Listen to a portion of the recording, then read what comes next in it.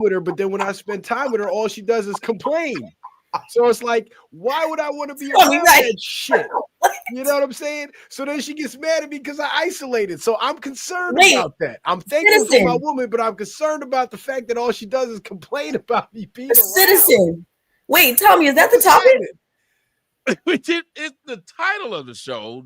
Yeah. Oh, so what is the topic? If that's not the title, if that's the title, what's the topic? If you think about it, Tommy, if you think about it, remember I told you that video of that but the video you sent kind of rolled in on Telegram, right? I think I sent it to you on Telegram. I got it right here. Yeah. So I think this brother might be suffering. Yeah, everybody that's on the panel, here's what I'm gonna do. I'm gonna let y'all see this and get y'all's thoughts on it, because Cap, this was flow right into what you sent me. Check this out. He can't even get married for 5 years, but I was with my husband for 10 years. And I'm gonna be honest, I lost a good man because of my mindset of I can compete with a man. Like clean vibes, princess treatment. I ain't have to fucking work. I ain't have to do nothing. I'm talking about lift a finger, but my mouth was bad, and I lost a good man. Like she said, I didn't have to do nothing.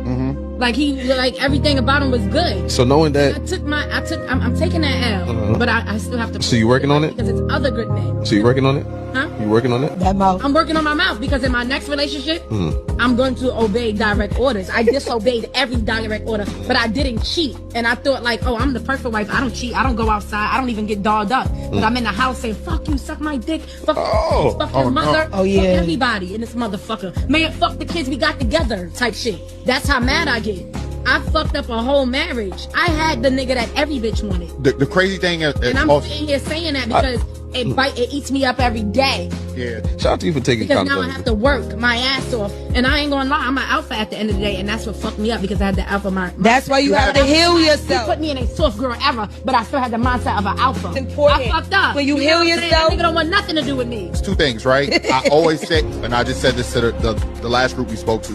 Women don't understand that men are physically stronger than them, so a lot of women don't challenge a man on a physical level. So you guys like to spar with us with your mouths, which really affects a man. That's how you hurt a man, is by using your mouth. Yeah, and I didn't mean all of that. But another thing is, I want to point out too, is that you both ladies said you have princess treatment. You prefer princess treatment, and Eli got a big thing about princess treatment. You want to tell them princesses for doing about I'm a mother. That's what I was saying. It's too many grown women, too many grown adult women wanting to be princesses instead of wanting to be a queen. The reason you want to be treated like a princess is because you understand there's less responsibility. The princess has less responsibility than the queen. Like, so y'all grown ass women, not y'all specifically, but grown ass women talking about princess treatment. Like, y'all don't grow the fuck up and demand queen treatment. Like, you know what I'm saying? And what you said too is this is why there's such a concerted effort where you hear a lot of men talk about peace.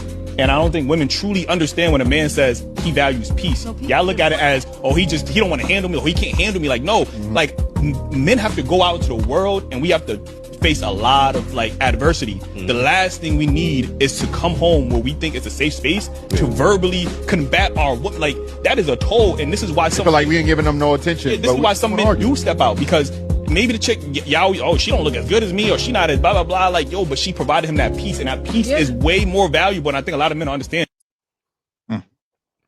All right.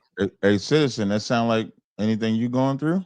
Yeah, man. Yeah, for sure. That piece is valuable, bro. And it's like I go to work every day. I run my own company, and I've been building my company for the last 3 years. And I've got my company up to the point where I'm making $150,000 a year, and I'm paying all the bills. I'm paying for everything. But then when I get stressed out, the way I handle stress is I isolate. I stay away from everybody and everything because I'm irritable. So I don't want to be around my woman. And if she does something that could trigger me, I might flip out on her because I'm busting my ass to make all this money and keep everything going. And she gets mad at me for isolating, but then when I don't isolate and I spend time with her, all she does is fucking complain about what I'm not doing. Let me ask you a question. Why do you tolerate it? Because I'm in love, bro. Because I'm in love. That's why love is an action. Love is not an emotion. As a man, that's what you have to understand. And so as a man, you got to understand if you're getting hate, because that's what you get. That's what it sounds like you get it. You say because you're in love, but is that what you're receiving?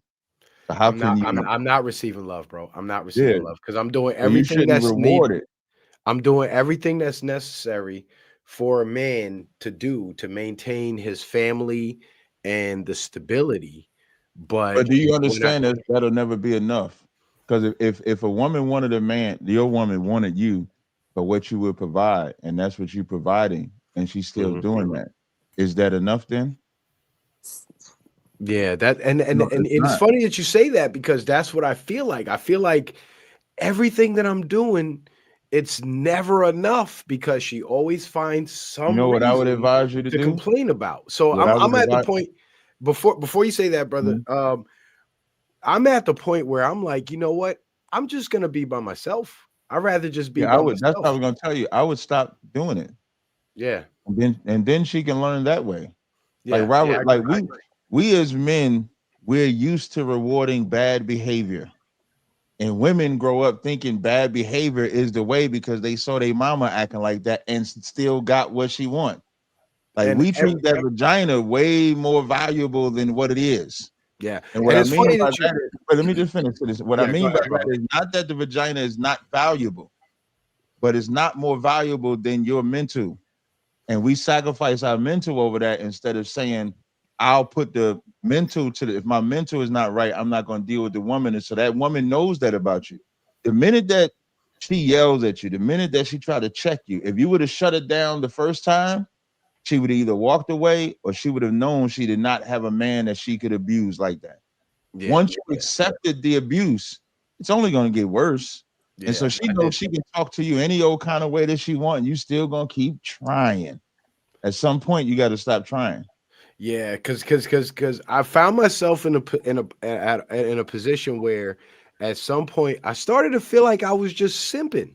Like I started to feel like all I'm doing is just simping for this woman, and I'm not getting nothing in return. All I'm getting is complaints and shit I'm not doing right. And it's like you need to do more. And I'm like, hold on, brother. I'm paying thousands of dollars a month in bills to make sure that you are comfortable, and you still have a problem. Like what the fuck? Listen, I don't know if you can hear Mr. Fantastic trying to talk. Go ahead, Mr. Fantastic.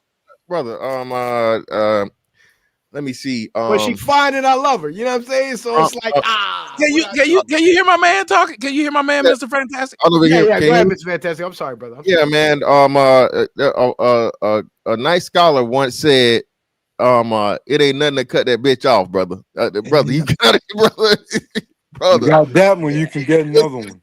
Listen, man. Yeah, if you got everything you saying, man, you got your own business, you're making well over 6 figures, you well in there, so on and so forth. You got yourself together, so on and so forth, bro. This is why I say you can never ever let a woman just be pretty and give you pussy, brother. That's all you're getting out of this situation.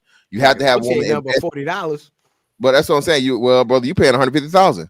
So you know what I'm saying? You overpaying. So that's what I'm saying, man. If that woman has no responsibility. And all she got to do is sit around. Somebody got to echo. They got me. Somebody got to echo. If she don't have no responsibility other than just being around and being present, brother, and then she's being unpleasant, bro, you need to sit down and have a real serious fucking talk with her and let her know that she can be replaced, my nigga, immediately. Because otherwise, like you say, you're enabling her behavior. If you just and I understand it's your personality type, but you know what I'm saying. A lot of people don't like to be confrontational. You just rather be by yourself. But you're creating your own problem because you're never addressing it, and she's just continuing to, enjoy the fruits of your labor, fam, with absolutely no contribution. So yeah, man, you gotta do something about that situation ASAP. Yeah, it's funny you said that because it's like she talks about how, she's like, I want to spend time with you and I want you to be around, but every time you're in your studio, because listen, I stay in my studio till like 6 a.m. most nights because I don't want to go in the bedroom and lay in the bed with her because all she fucking does is complains. Like all she does is says, you don't care about my feelings. How long you been with her? 5 years. How long have you been with her? 5 years. You got any children by her? We got one child together. And I got 2 children outside, and she got 2 children from a previous relationship. So it's a bit of a complex situation. But at the end of the day, she demands what she needs from the relationship, but she's not willing to give me what I need from the fucking relationship. So it's like, first time you talk to her, you got 2 children outside. Yeah. You say you got 2 children outside. Does that mean you had them during from a your previous, relationship with her?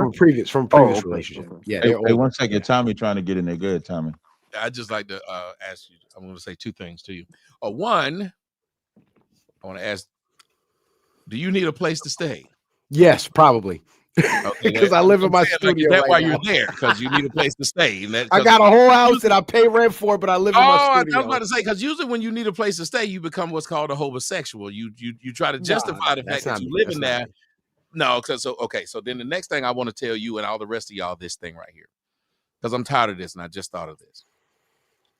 People love excusing doing dumb things with saying I'm in love. Let me explain. In love is an excuse, and no one should ever want to be in love. Let me explain to you. Because most of the time when you use the word in front of something, it's usually bad. I'm in jail. I'm in debt. Usually when you're in something, that's not like a good thing to be. You're in a dungeon. You're in something. I'm in a fucked up relationship. You're and let in me tell you trouble. something. If you keep being in this relationship, you're probably going to end up with involuntary manslaughter. And then you don't want that. So I'm telling you, you gotta watch what you're in. You don't want to be in love. And you say that someone that you're with, you're in love with them, but you're also saying that they're mistreating you. A lot of times you're in these relationships because of what's in your mind.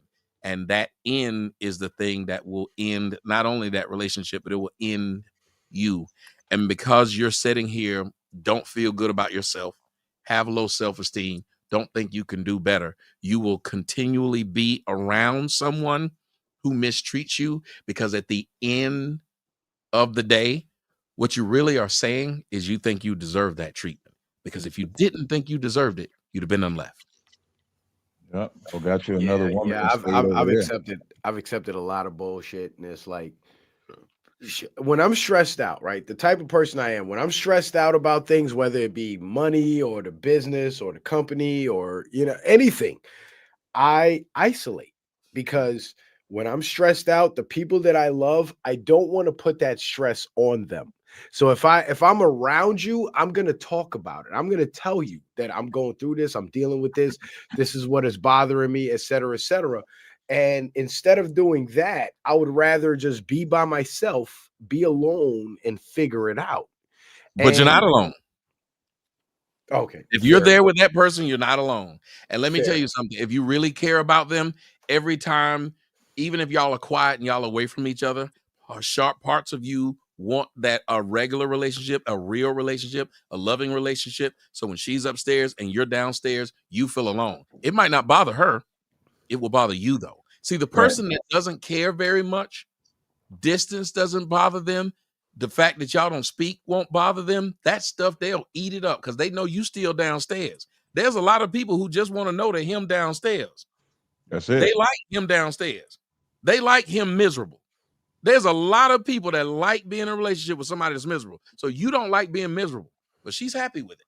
So if that's the case, and I'm not telling you or anybody else to leave, because the hardest thing to do about a job is quit. The hardest thing to do about smoking is quit. I got this big stomach. The hardest thing for me to do is to stop eating. A lot of things that you get into is hard to stop. That's why I said don't use the word in anything, because typically when you're in things, you're like you're trapped. You're in something. You're in a glass bottle. You're in trouble. In usually doesn't have good things after it. You feel trapped.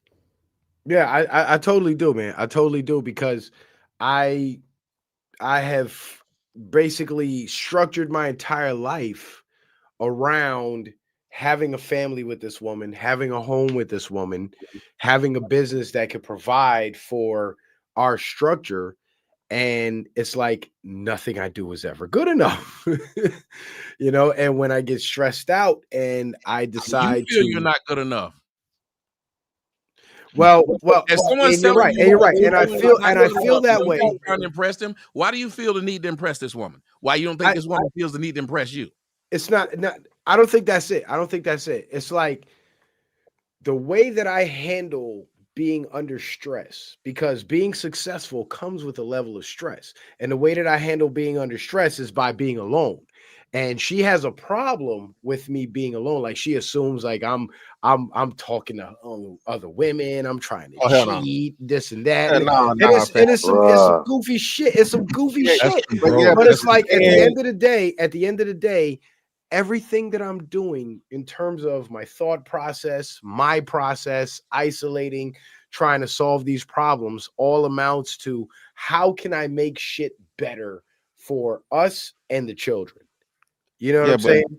And she interprets that completely wrong, and she thinks that I'm just doing nothing but cheating. Does she ever give you any assistance? Does she ever say, "Okay, you're going through this, I can help you"? Has she ever tried to give you anything? No, she doesn't. That was my next question, guys. All she does is fucking complain, and she doesn't contribute a fucking thing. Nothing. Well, at least she's fucks first.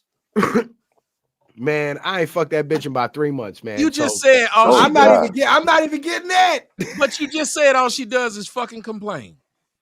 No, fucking, not fuck and fucking. Fuck, not yeah, right. Thank you, Mr. Victor. Not fuck and fucking. Now I can deal with the first one, Tommy. I can't deal with the second one, goddamn.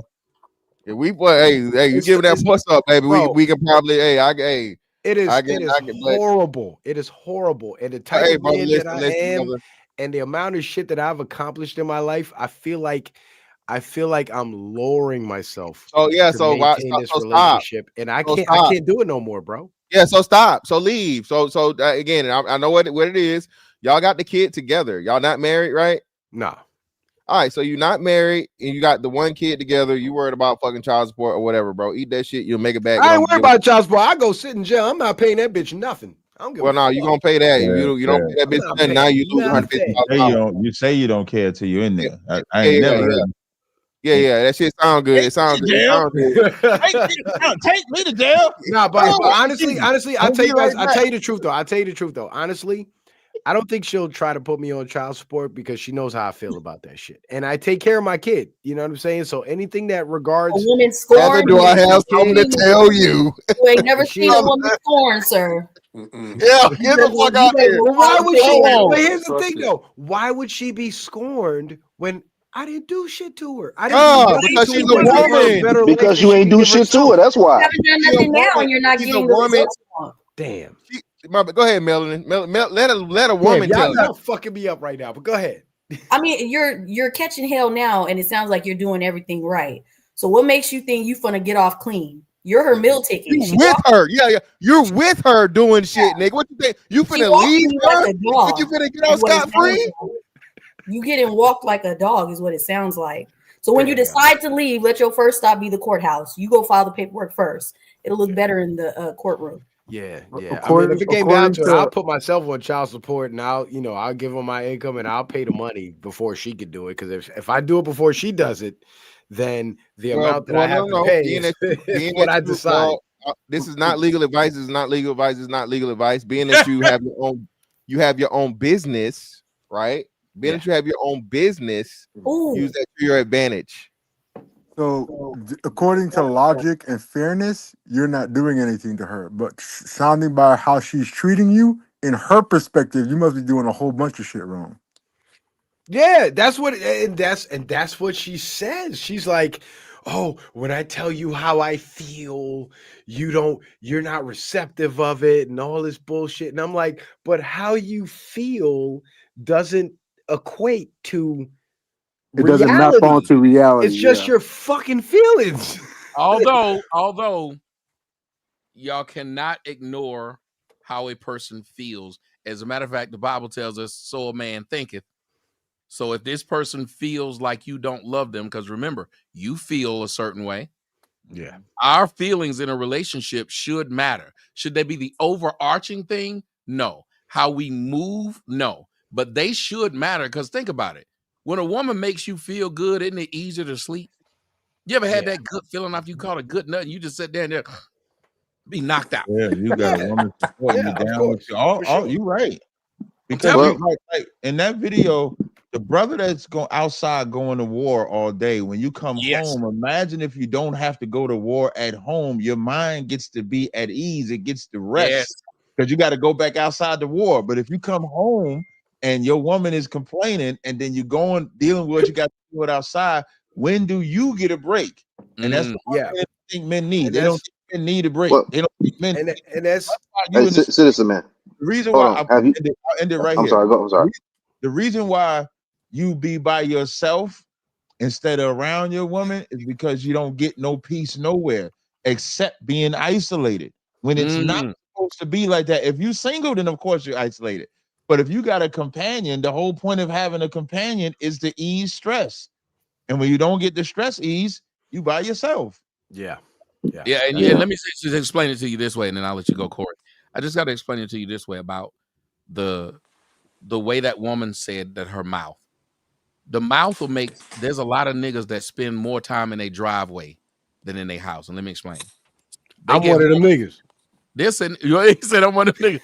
They'll sit in their driveway, and will sit there and have to prepare, go in, and mentally deal with being in that house. There's another one.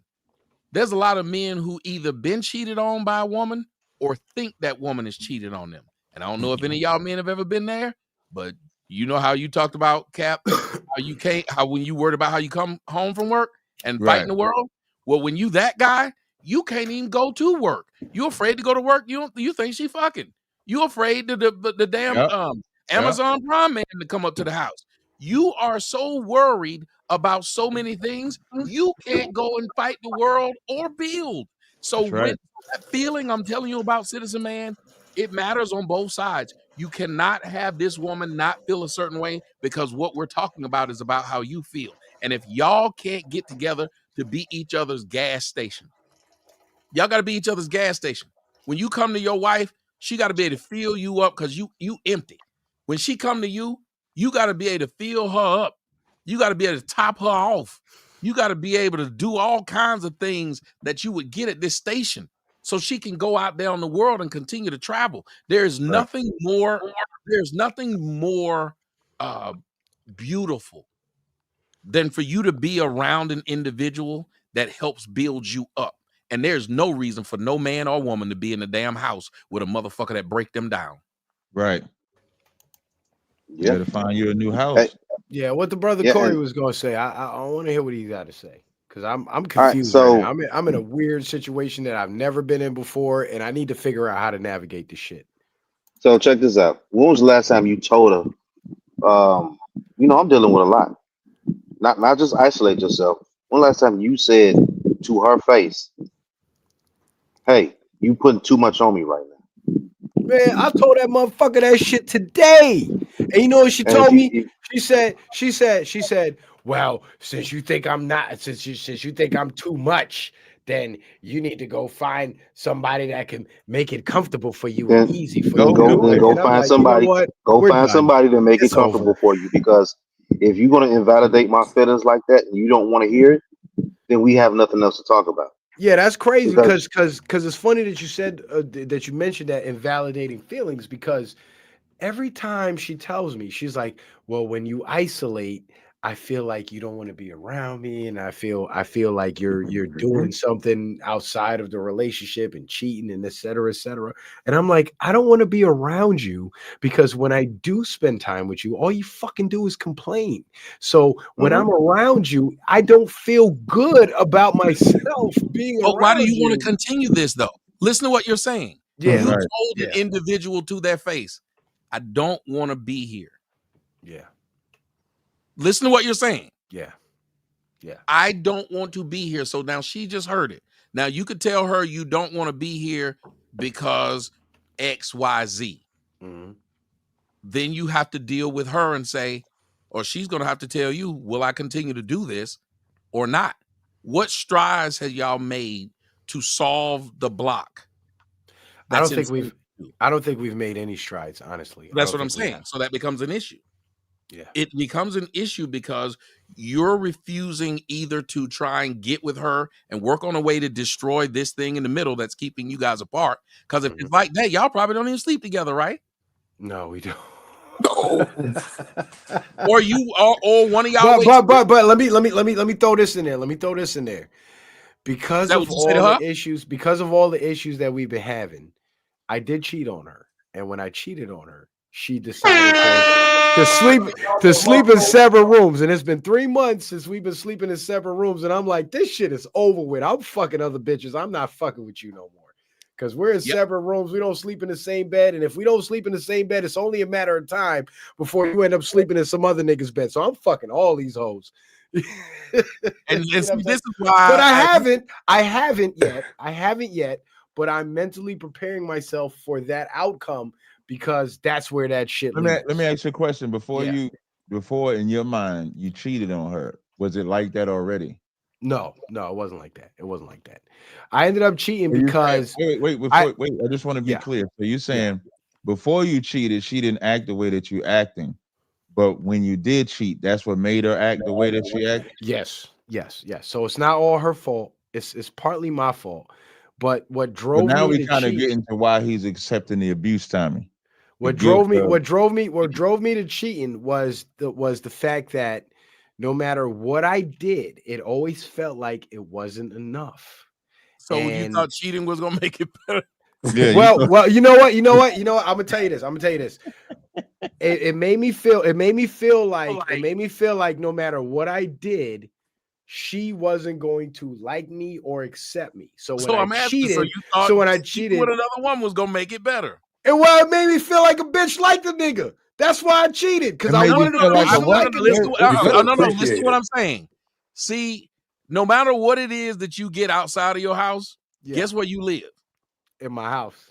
So no matter how much you fix out there, no matter how great you feel, as a matter of fact, the better the nut is that I get outside of my house, the more I hate that bitch in my house. Yeah.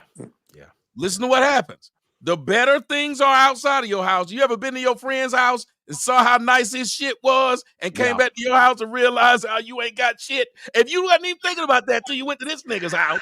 This nigga's TV is huge. Yeah, you're right though. You're right. Tommy, Angry Man said check your phone. I already sent it to him. Oh, okay, got it. But here's the thing. Like, I really love this woman. And the woman that I cheated with, I don't even like that bitch. I just did it because I just wanted a moment to feel like you needed your ego. And somebody wanted me, and I was valuable in some sense. And it was some low self-esteem, insecurity shit. Outside of the house totally was. Okay, listen to what you're saying. I got to get y'all all to understand this, please. Right. Working on your relationship outside of your relationship is not working on your relationship. Right. It's not. Yeah. And if you're going to stay in it, then that means you want it to get worse. And when you add on crap to crap, it's just getting worse. You just added another layer of fucked upness to your relationship by adding cheating to it, and then stayed in it. So you now want to stay in it. Now either both of y'all some motherfuckers that don't want to be alone, so y'all staying with each other, sleeping in different parts of the house because you're scared to be alone, because just like you cheating, she cheating. She ain't just sitting up there being she is and she should. So y'all both. God damn. No, I already know. Look, Tommy, I already know what time it is. I'm not looking for relationship advice to try to fix my relationship or anything like that. What I'm trying to figure out is how the fuck do I move forward? He said I ain't looking for no advice, but how do I move forward? Without avoiding this shit. No. I'm not looking for a relationship advice to fix the current relationship. I know that shit is done. That shit is cooked. But I'm trying to figure out, how do I avoid finding myself in this position in the future? You know what I'm saying? That's what I'm trying to figure out. Don't pay for the bitch everything up front, bro. Don't be paying money and buying the bitch, bro. That's what it sound like you did. And then even furthermore, so she had kids, you had kids, is like balanced. Then y'all have another kid. Come on, man. Nah, bro. And then did you see any of these warning signs when you was first talking to her? No, not at all. Not That's at all. a lie. You a lie. Not at all. You lying. And I didn't see it. You're lying. You're lying. Tazariak, hold on, Cap. Detective in the world. Hold on, Cap. Greatest detective in the world couldn't get it. At the time, it was all going down in the beginning. I didn't see it because I was blind to it. But now that I'm in the position that I'm in, and I'm looking back on all that shit, now I'm starting to see it. Right. So that's what I'm saying. That means you did see the signs. I just ignored them. Vagina blinded you. Tommy, what did I say before he joined? We put vagina high. Yeah. We put vagina like the stock is high. We don't look at that. We don't look at their mouth. We don't look at their mental. We don't look at all of that, which is supposed to reduce the value of the vagina. Yeah, for sure. You understand? Like you'll find brothers. I always say this. You'll find what people perceive as a handsome brother with a sister that's not as handsome, and you'll be like, damn, how did she get him? I guarantee you her mouth is not loud, her mouth is not this, because that's a value that vagina can't outweigh.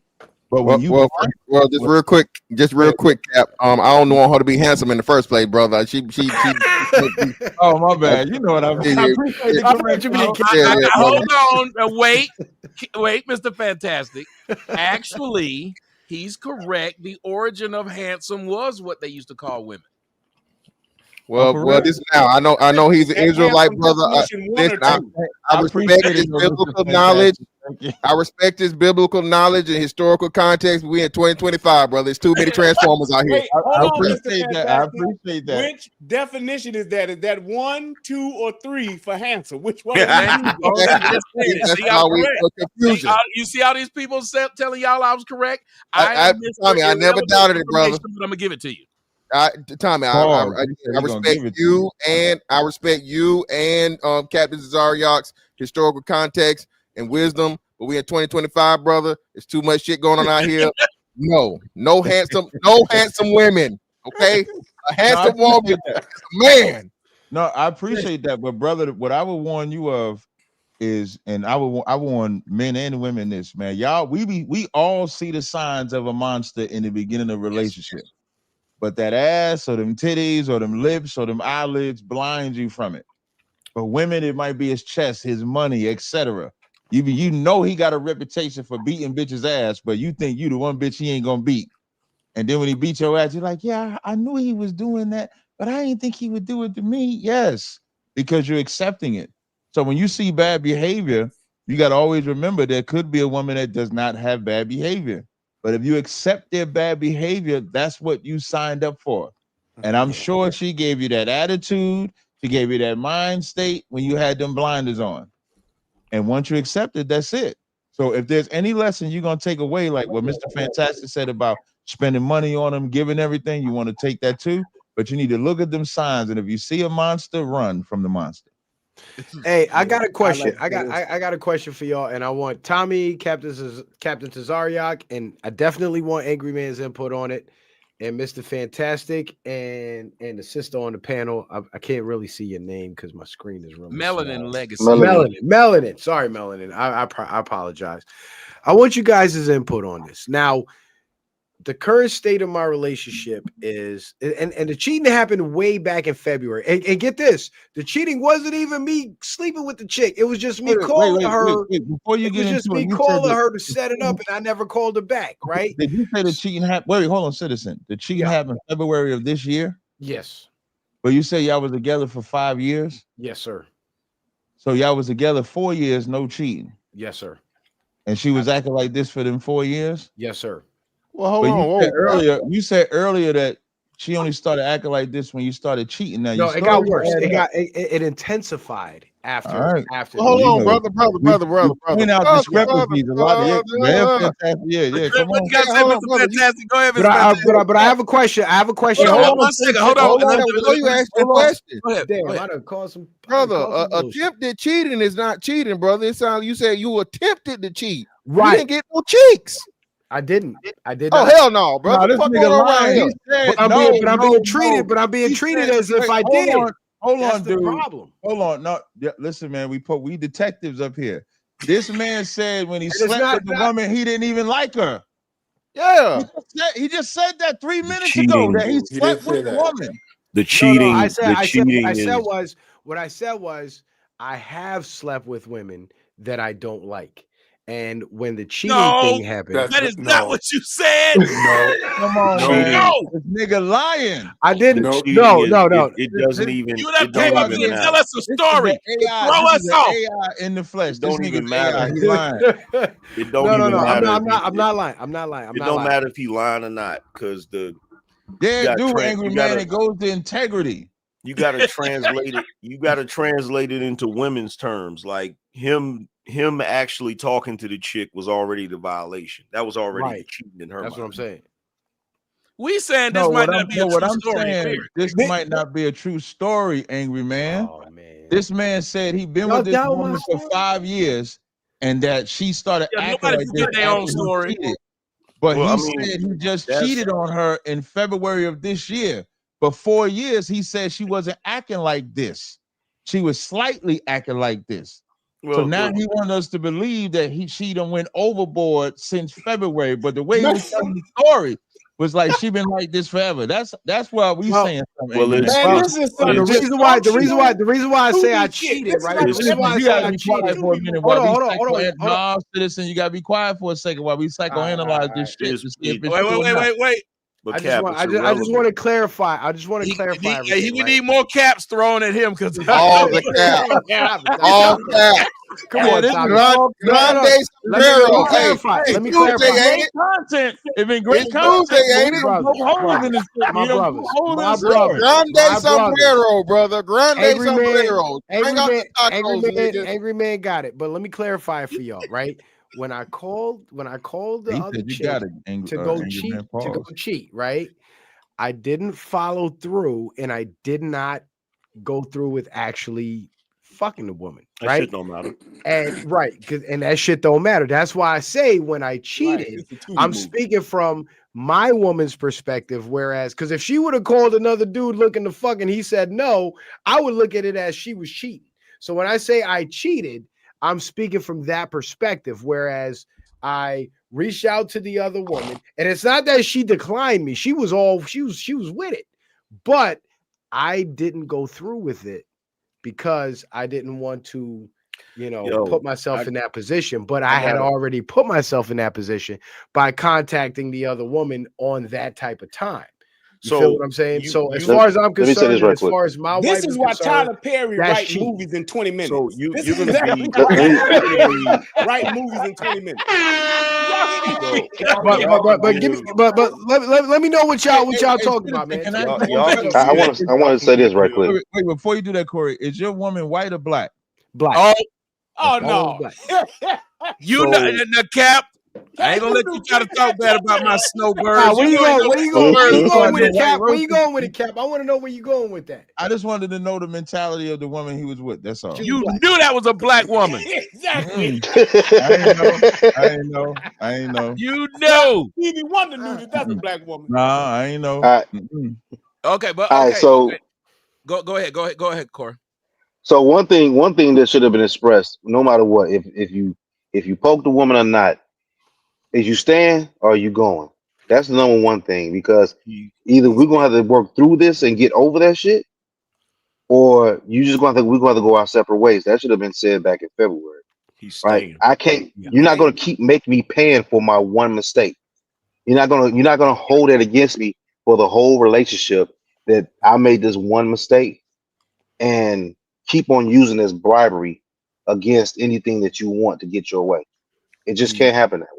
He's staying, and the reason why I tried to stay. I tried. Wait, 1 second. I heard Angry Man was talking, but the mic is low. Go ahead. My mic is low.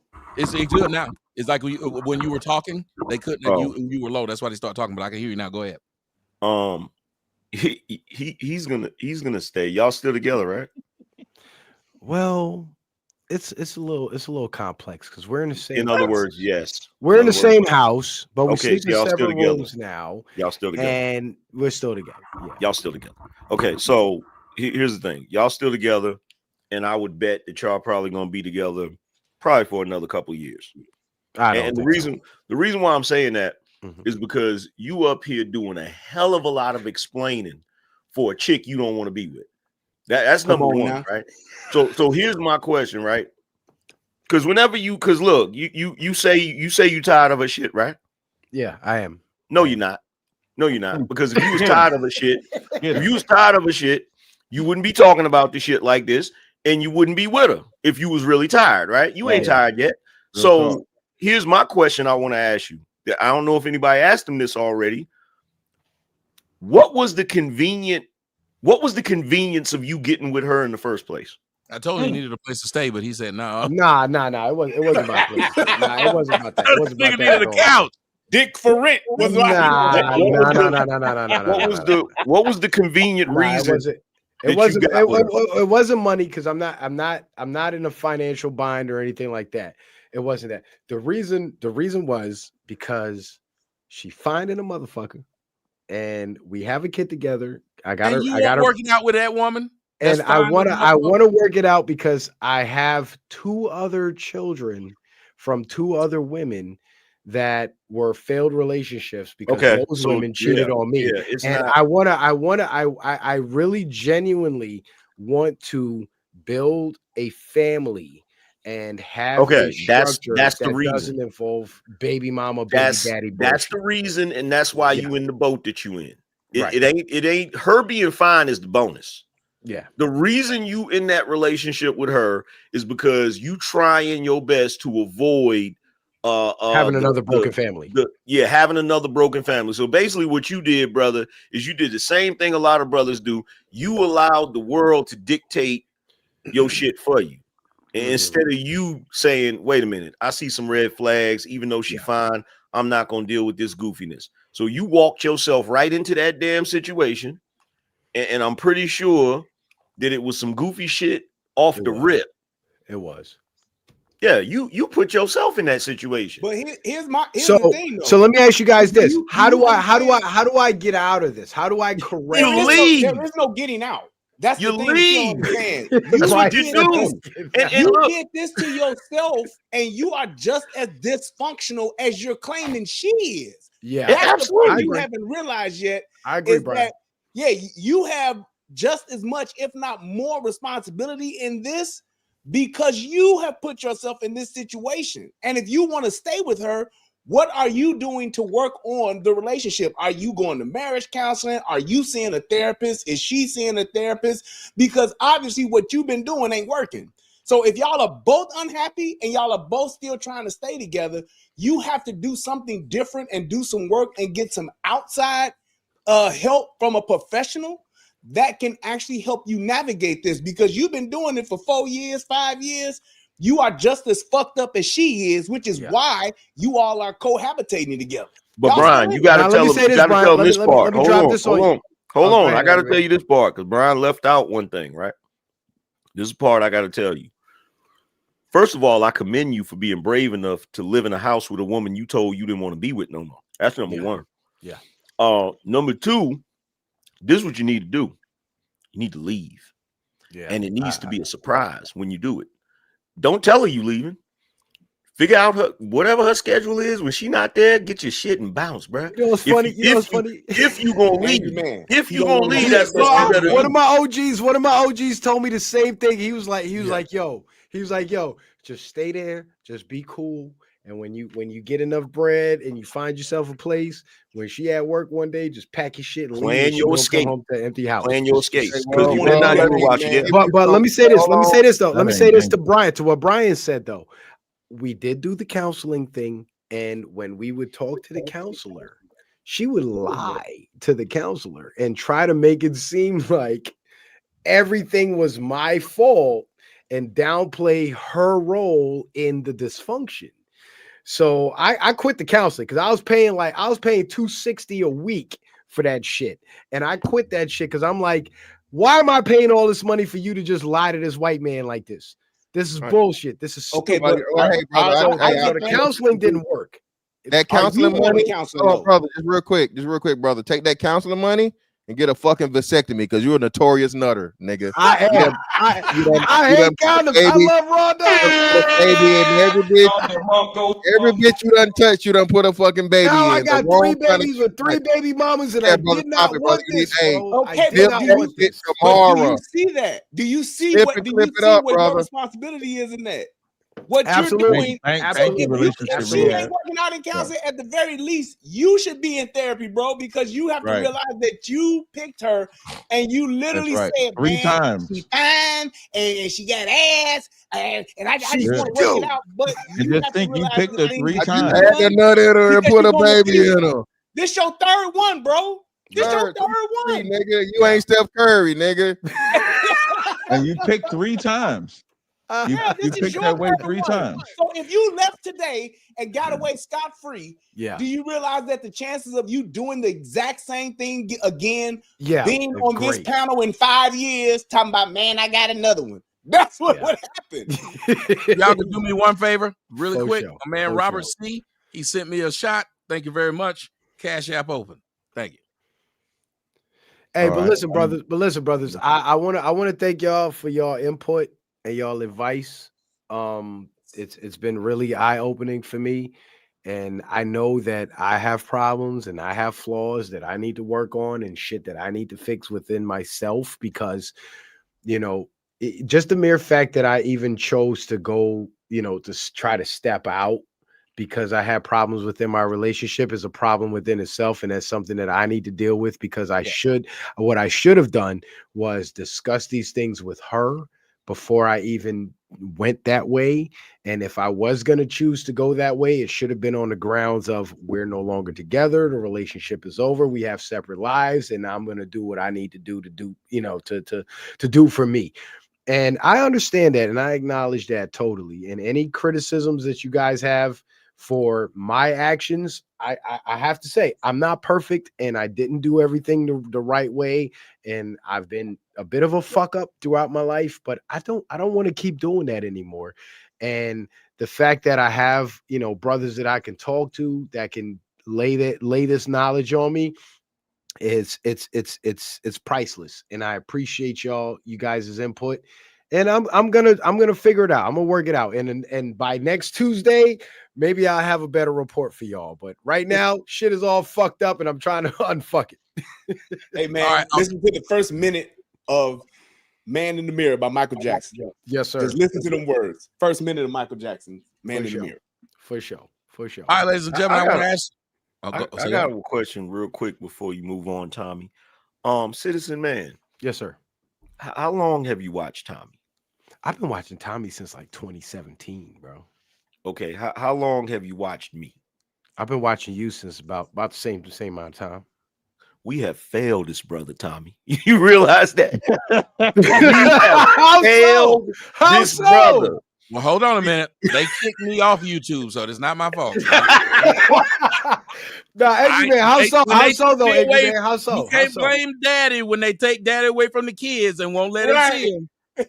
They took me away from a lot of my brothers, and I've seen them be wayward since it happened. I'm really sorry for it. All I could do is apologize that the system took me away from y'all. But sorry, number one. Angry Man, why do you say that though? What makes you say that though, brother? Because I talk about shit like this all the time. Like literally, I talk about shit like this. Literally, how many horror stories have I gave y'all about my 10-year relationship, bro?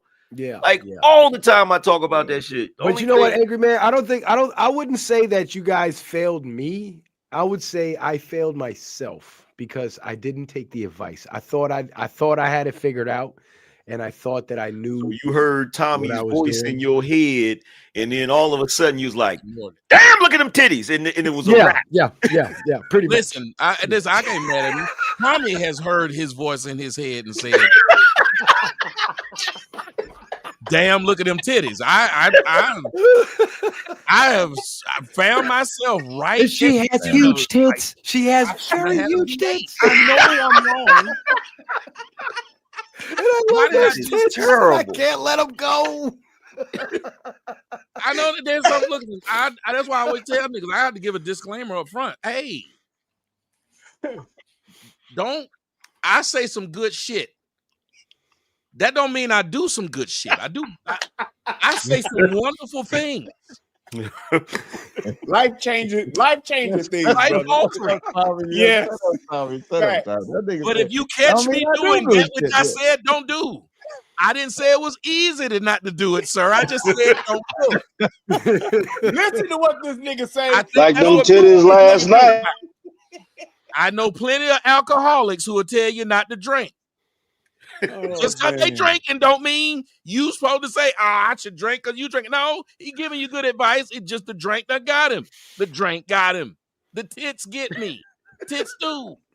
Yeah, the big booty got me. I'm one of them. She got ass though type niggas. I'm one of them niggas. It got you 3 kids with a woman you don't want.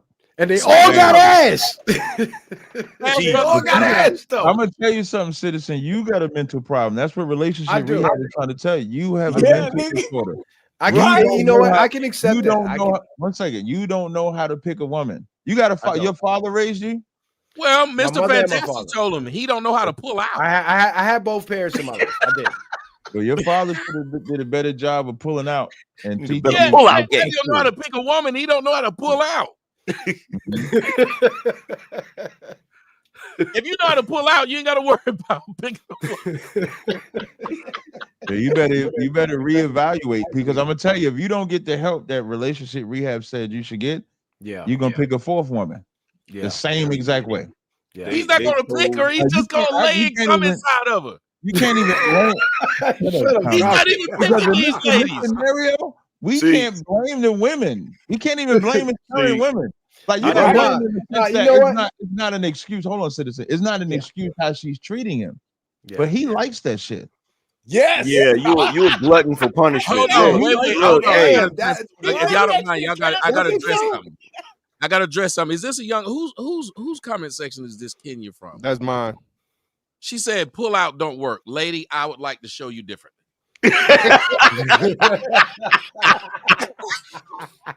Hey, bro. I don't. It ain't even because I'm a nasty nigga and want to fuck you, lady. Hey, listen, y'all. I would like to do it for science. Let's see. Hey, Brian, I disagree with you on one thing though. He can't listen to Man in the Mirror first. He got to listen to Poison first. Then he can listen to Man in the Mirror. Don't listen to BBD Poison. Never trust a big butt and a smile, brother. Got that girl Poison, man. I gotta tell y'all, we don't even get smiles no more. We just get big butts. Right. Yeah. Thank you, Tommy. Thank you, Tommy. No smile. That's what Cap was saying. You saw the problems up front. We see the problems up front, but we just sit there and first off you think, because let me tell you, I've done this. I've said, I don't want to be in a relationship with this bitch anymore. I'm just going to keep fucking her until I find someone else. Stop laughing at me, Melanie. But you had your citizen man. Next thing you know, you done been with this bitch for 2 more years. I've done that. Yeah, that's what you call it. That's what you call a freaking 2-year one-night stand. Yes. Hey, hold on, everybody. Melanin, my sister. You're a woman, right? And I'm about to get off of here because I got to go live in a few minutes. Melanin, I want to know, based on what you've heard, what is your opinion? Because I heard the brothers' opinions and I agree with them. But what do you think is, 1, my problem, and 2, what should I do about it? If you don't mind breaking that down for me. If you can do that, I'm all ears. So go for it. I'm not really sure exactly what the problem is. I just know you have several problems. I'm not sure if it's her fault or yours or both. I think you don't have enough confidence. I think you need to do more reading, get in the gym.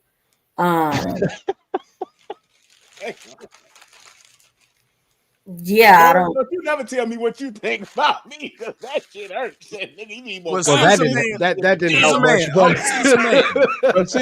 But you know what though? When you said that didn't help much, just think about what she said. She said you need better confidence. You don't have that Because if you had confidence when you saw the wicked shit, you would check it in the beginning. If you got in the gym and felt good, sometimes gym is a good stress reliever. I know I go to the gym a lot. That's why when I get off the live stream, because I get up 5:45 and go to the gym. So when you say that didn't help much, you're gonna make the same dumb mistakes you made in the first place.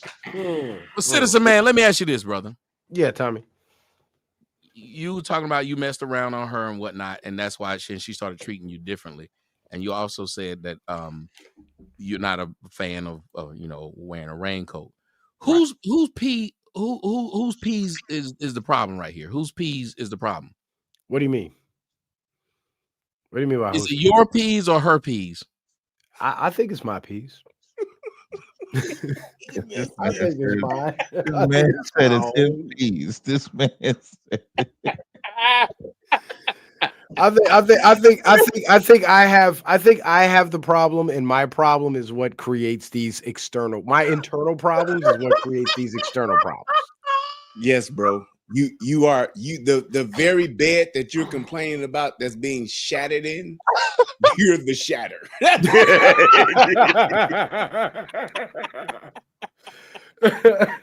And you know what? And y'all right. You're not going nowhere no time soon. Yeah, and I think, I'm gonna tell you why.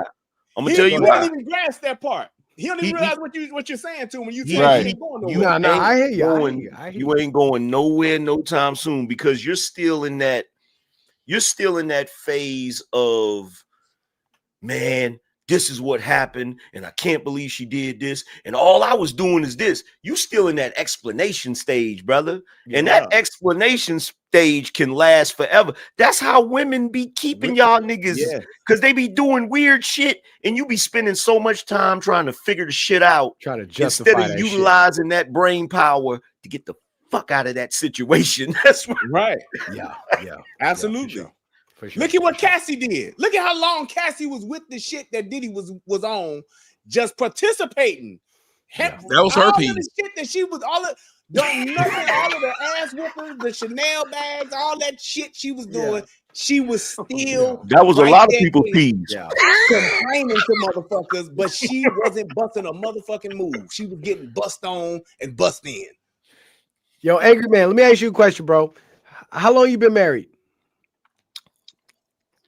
75 years. 75 years. That's a long time. I don't even think you're 75 years old, but okay. Let's just go with that. How were you able to make that work? How did that come about? Well, it came about because one, me and my wife get along the same way that two friends would get along. Okay. Right. So we get along on that level, which a lot of people don't get along like that. Like a lot of dudes don't like being around their wife. I actually like being around my wife. In addition to that, we give each other space. We're not always up in each other's face 24/7. And early on, I went to therapy about my shit. She went to therapy about her shit. Like separate individual therapy, not couples therapy?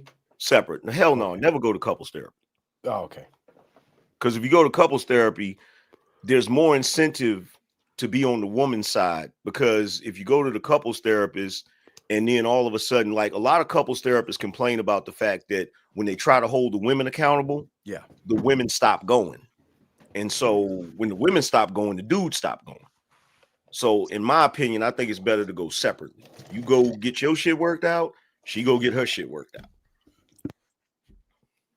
As a therapist, I must say, I have spoken about this several times about how when I do couples counseling, the woman will get upset if you don't agree with them.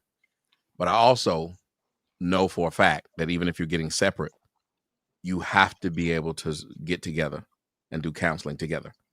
And the reason why you have to be able to get together and do counseling together, because it's kind of like, it's the best way I can describe it to people. If your quarterback throws routes and the receiver runs routes, but they never run them together on the same practice field and they're expected to play in the game together, they're never going to be in time with each other. Yep. So you have to get together after you've gotten, if you do it separately, because a lot of times the guys with me, they keep on coming. Let me stop. Yeah. Hey, yo. What the fuck is that? Robert, you were doing so good. You listen, man. That's crazy. I was about to say, What? That is crazy. Tommy, That's called an agree with him, and I was agreeing with him because I marriage counselor too until he said that part right there. That's called a circle jerk. You know what? I'm about to use the time stone. I'm about to go backwards on this. Rewind, please. Man, Tommy, as long as you use that gauntlet to make my woman disappear, go for it. I'm all with it, 100%. Man, Tommy, you was rocking, man. You was rocking, Tommy. God, you was rocking, man. Get them going, right, bro. though, Tommy. Like because sometimes when you got them both together, when they can't communicate, they can hear how it looks from the outside looking in, and like you said, getting on the same page. Because I marriage counsel a lot, and I do single counsel, but I always recommend joint counsel so that they can hear from that. So I agree with that, Tommy. But what Angry Man might be talking about is, I think the counsel you talk about is not marriage counsel, is individual counsel. That's what it sounds like you were talking about. Like you sound like you was going to deal with whatever affected you outside of the relationship that could affect you in the relationship. Yeah, basically. Somebody, listen, everybody, I gotta get up out of here, y'all. I gotta go do my thing. So I appreciate y'all being here. I appreciate y'all having me here. Let me say that. But I got one last question. Brian, I know you've been married for a long time as well.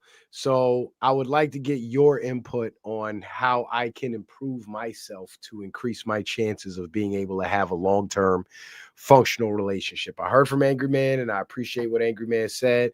And I know Mr. Fantastic, Tazariak, Tommy, I know you guys got, different situations, but Brian, you have a traditional marriage that what you a news reporter? Kinda, also. I kind of am. He just named the panel and said, I know y'all got different situations. Like, what is he? Tazariak, you got more than one wife. Tommy, you got a bunch of hoes. Mr. Fantastic, I don't know too much about, but I'm pretty sure Mr. Fantastic is single to the motherfucker because he talked like he's single.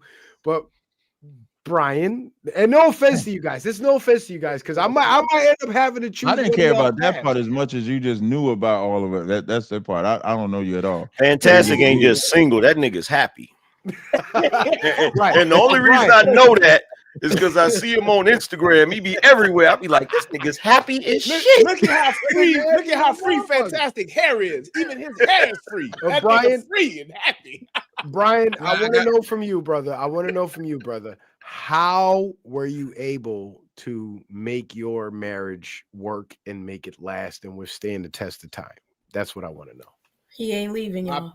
My best advice I would give you is to work on yourself first. Be the thermostat. Okay. You need to be the one that's setting the temperature. But if your thermostat is fucked up, bro, you're gonna fuck up the whole temperature in the house. So you have to make sure that you are in tip-top shape and that you're constantly working on yourself to be the best version of yourself so that you can set the temperature in the house with your children, with your wife, and all of that stuff, because it's all going to be work and it's going to be ups and downs, highs and lows, good times and bad times. But you need to keep yourself in a position to where you're constantly improving yourself so that you can be the person that's the constant and consistent leader in the house. That's what you have to be. And that takes work. And the decisions that you've been making are clear indicators that you're not there yet. Right. That's where you need to start. 10-4. And this is what I gotta say. I know this is what I gotta say. Okay. I got thrown under a couple of buses, a train. I don't really appreciate what was just happening. How y'all done said things about me, and y'all don't know me like that. This woman done said I gave bad advice and angry man. Stop trying to pit niggas against each other. First off, hoe. Whoever you whore. They love to try to pit niggas against each other. Why would you say somebody else? A good advice is good advice, you dumb bitch. I gave great advice, whore. You want to talk about what kind of advice I give? What kind of bitch is you? And you want to tell motherfuckers what I do? I don't do none of what you think. I make you think something. Just because my dick is big doesn't mean anything, lady. So stop talking about it. You just had to Last thing, you citizen man, why you laughing?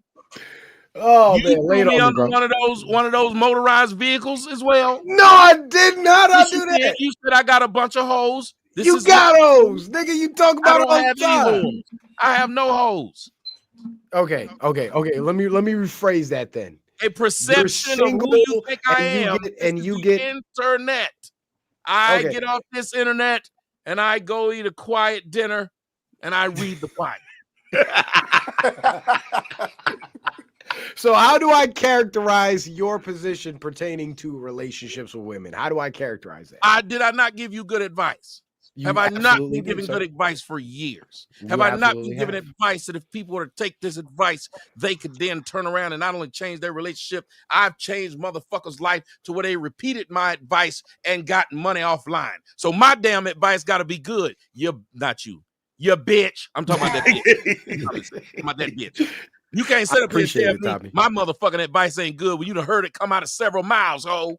I appreciate it, Tommy. And you know what, Tommy?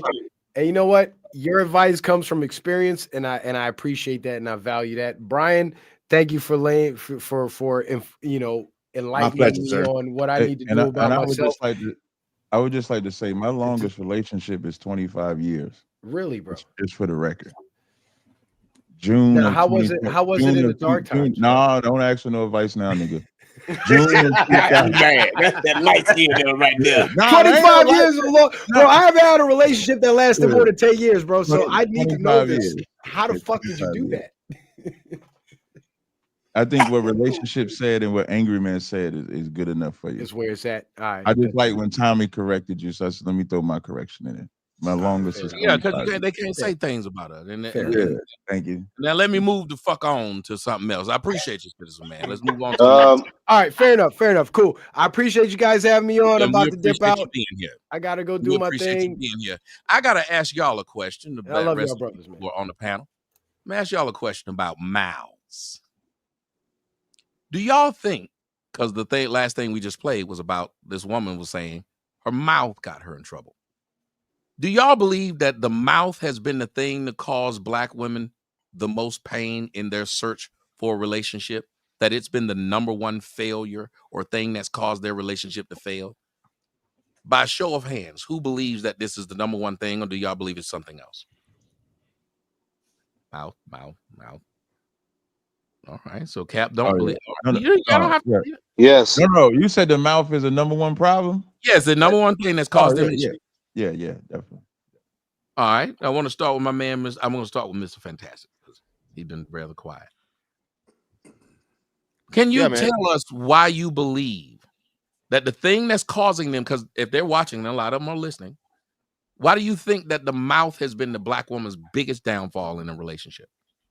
Because that's the number one thing they use, figuratively and literally. So, it gets them in a lot of trouble because.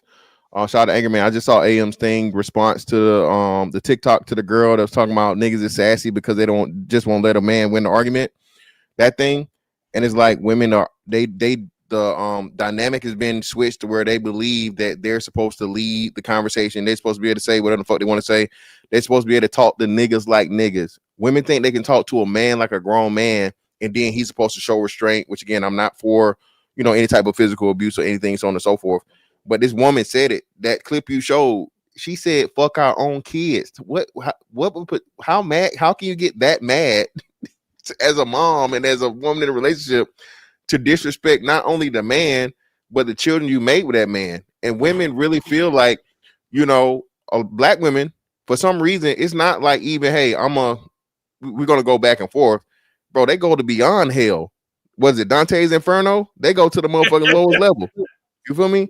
And then it's this thing to where you feel like, one of the most painful things, Tommy, we know is like, emotional and mental pain hurts way more than physical. And that stays with you a lot longer.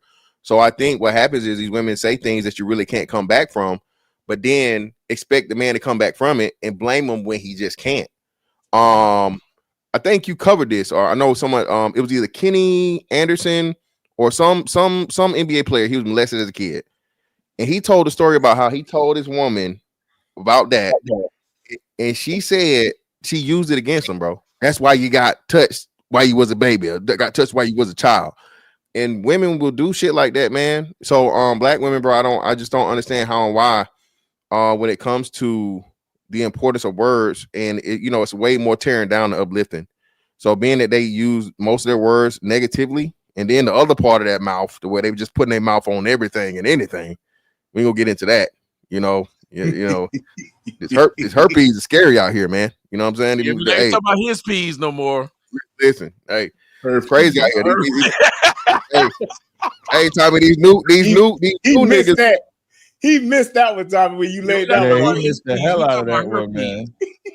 Yeah. Listen, I'm good. But nah, these new niggas ain't even afraid of they ain't afraid of them 3-letter words no more, man. They talking about you just take a pill. They believe that shit. Like, nigga, you fuck out of here.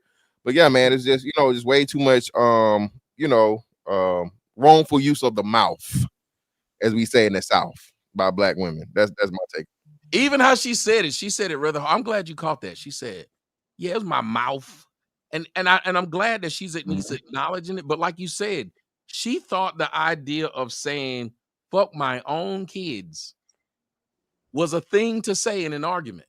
And almost every black man has been in a relation. Like they put up a video of a photo, and they were saying this basketball player, Dylan Brooks, his girlfriend said to him when they broke up, she said, "I see why people are racist against y'all now." The funny thing is, my ex-girlfriend, who was white, said, "I see why people hate black folks." But what she was talking about was the stuff that they had done to her because she was simply dating me. They did all kinds of fucked up shit to this girl, to what she said, "I'm not going to keep dating you if niggas going to fuck with my personal life and reach out to my parents and shit. This doesn't make any sense." And she's like, "I can see how people can hate y'all. Y'all claim that you don't like racist people, but y'all messing with me and I'm not doing anything but dating this guy." And so she was talking that way. But they were saying how racist Dylan Brooks' girlfriend was. And I said, hold on a minute. And they called me all kinds of coons for saying this. I said, every one of you black men have heard worse shit from a black woman when she was mad at you or y'all were breaking up. And yet we're supposed to be mad at what this white woman said to him, but not mad at when black women say things like, "the baby ain't yours." You know how many niggas say they've heard that line from their baby's mama? That the baby ain't yours. I fucked someone else. Some of the wildest shit we've heard. Like Mr. Fantastic said, you break this man down and then you expect that y'all get back together and you just say, "I'm sorry." And you lucky as a black man to even hear "I'm sorry." Most of the time, it's just they come back over with that stank pussy they done gave out to somebody else, give it to you, and that's their makeup. That's we back together. Y'all don't even talk about what problems y'all had. It's just we screw them, now we back together. Angry man. What do you think about that idea of they can tell us to listen to what the white woman say, worried about, "You remember what happened to Kobe Bryant? Remember what happened to OJ?" But we ain't supposed to remember what you did, bitch. I'm not OJ or them. I know what you did. But their mouth just becomes such a toxic thing that a lot of people are saying their mouth is an issue. Am I overstepping my bounds by saying this? No. The reason why they think that way, like they'll bring up Emmett Till, they'll bring up all of these situations where white women have done certain things to black people or black men, but that's simply because they want to try to scare black men out of dating outside the race. And they don't mind as far as what they do to us because they feel like they own us. Cognitive dissonance. Yeah, dog. Y'all gotta let that last part sink in. He said, "Oh, they own us." Ownership. Melanin, do y'all feel like y'all own us? Be honest. I don't know. I just think that there's a genuine hate towards you. I don't know if they think they own. It's just there's a genuine hate. And it's funny that you asked me that because I was going to ask you guys, where do you think it stems from? Like, I'm really curious to know because it is kind of on the next level. And no other one, we can't say that this is something that women do across the board. This is literally something that is a problem with the Black woman. They like to say Mexican women talk to their men crazy, but it's different to me. They don't degrade, you know. Where do you guys think it stems from? Let me ask this question in reference to that, right? The other thing. Did you see when Terry Crews talked about his mother inspecting him? Yes. Telling him to pull his pants down, right? Yeah. He inspected his gadget. Yes. Do you believe that Black mothers feel like they own their children? I think it go back to what Melanin said. I think she hates the father. I think she did. Yeah, I think she did him like that because she hates the father, and you can see him developing into what you can't stand already. There's no other excuse for that type of behavior other than that you hate the father, you hate the Black man.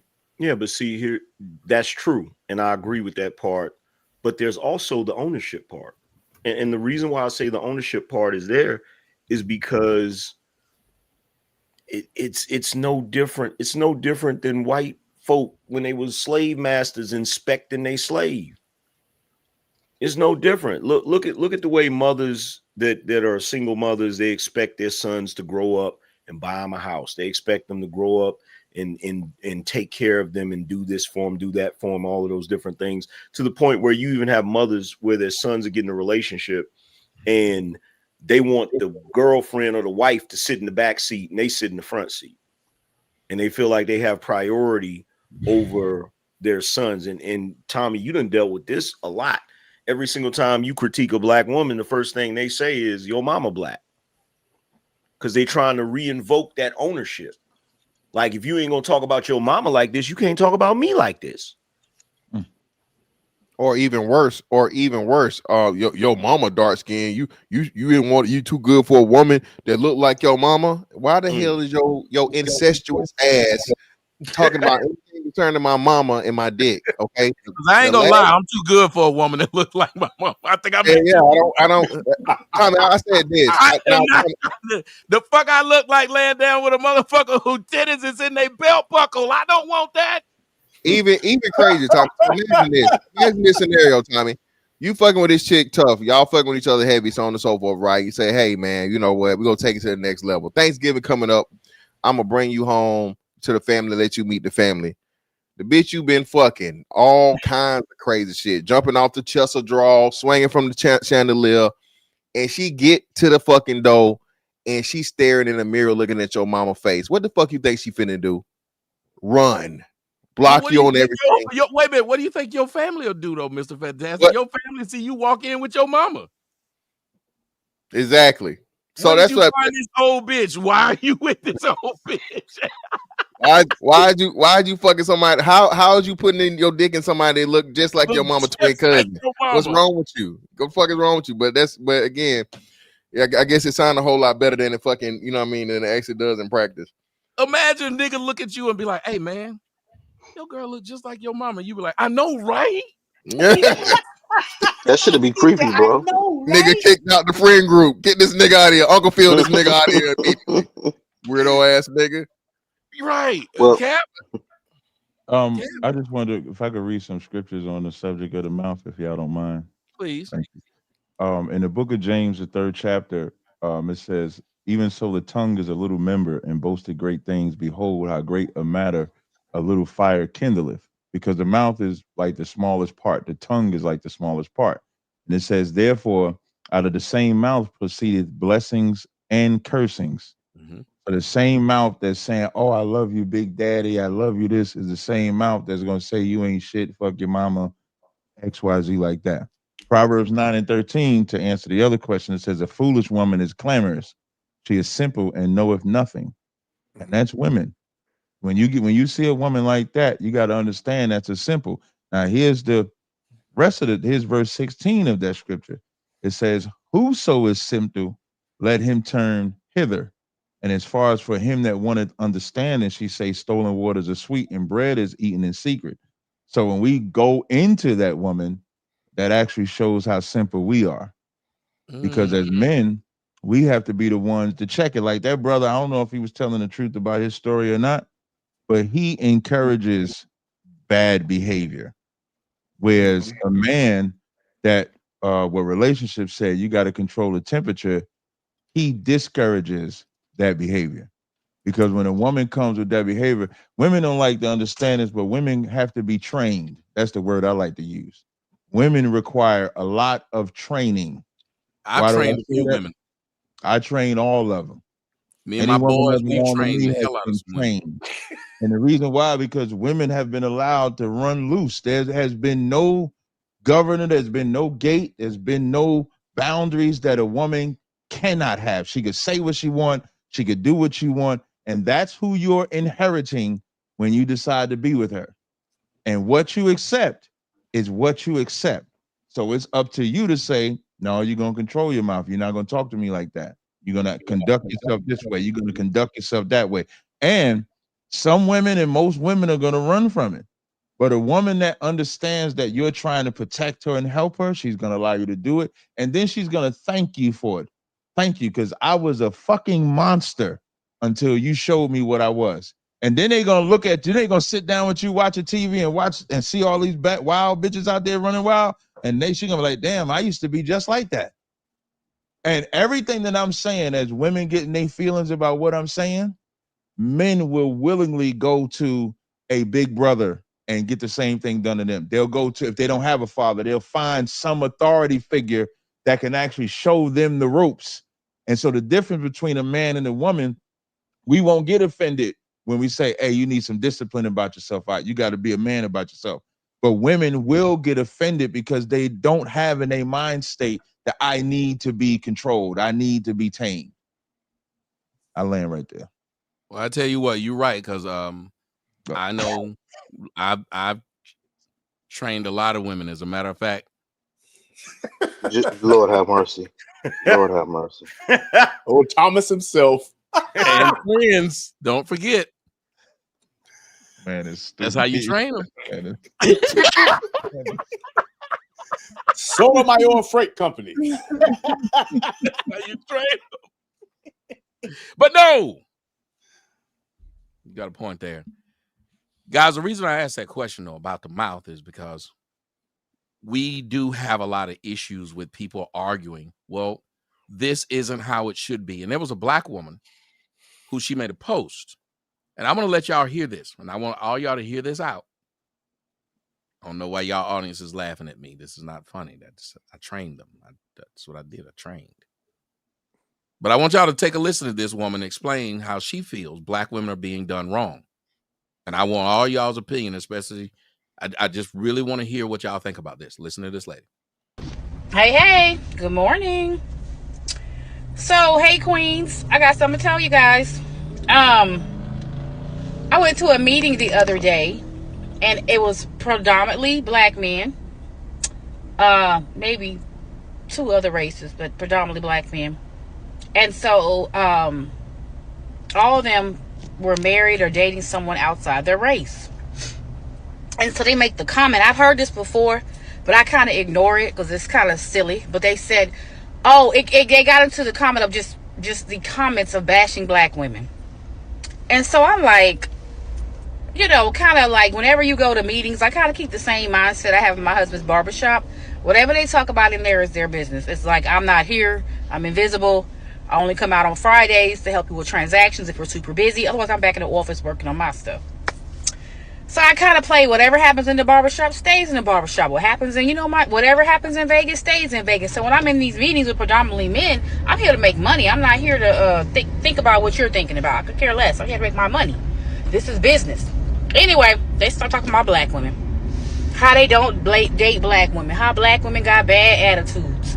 How we, we're ghetto. No matter how educated we are, it's still ghetto.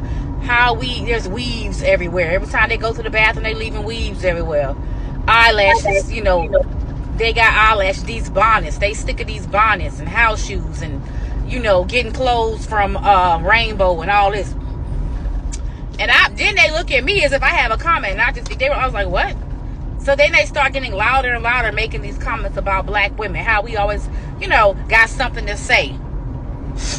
Now, I'm not gonna bash any other race of women because all women are beautiful. But I know one thing about black women: we are queens, darling.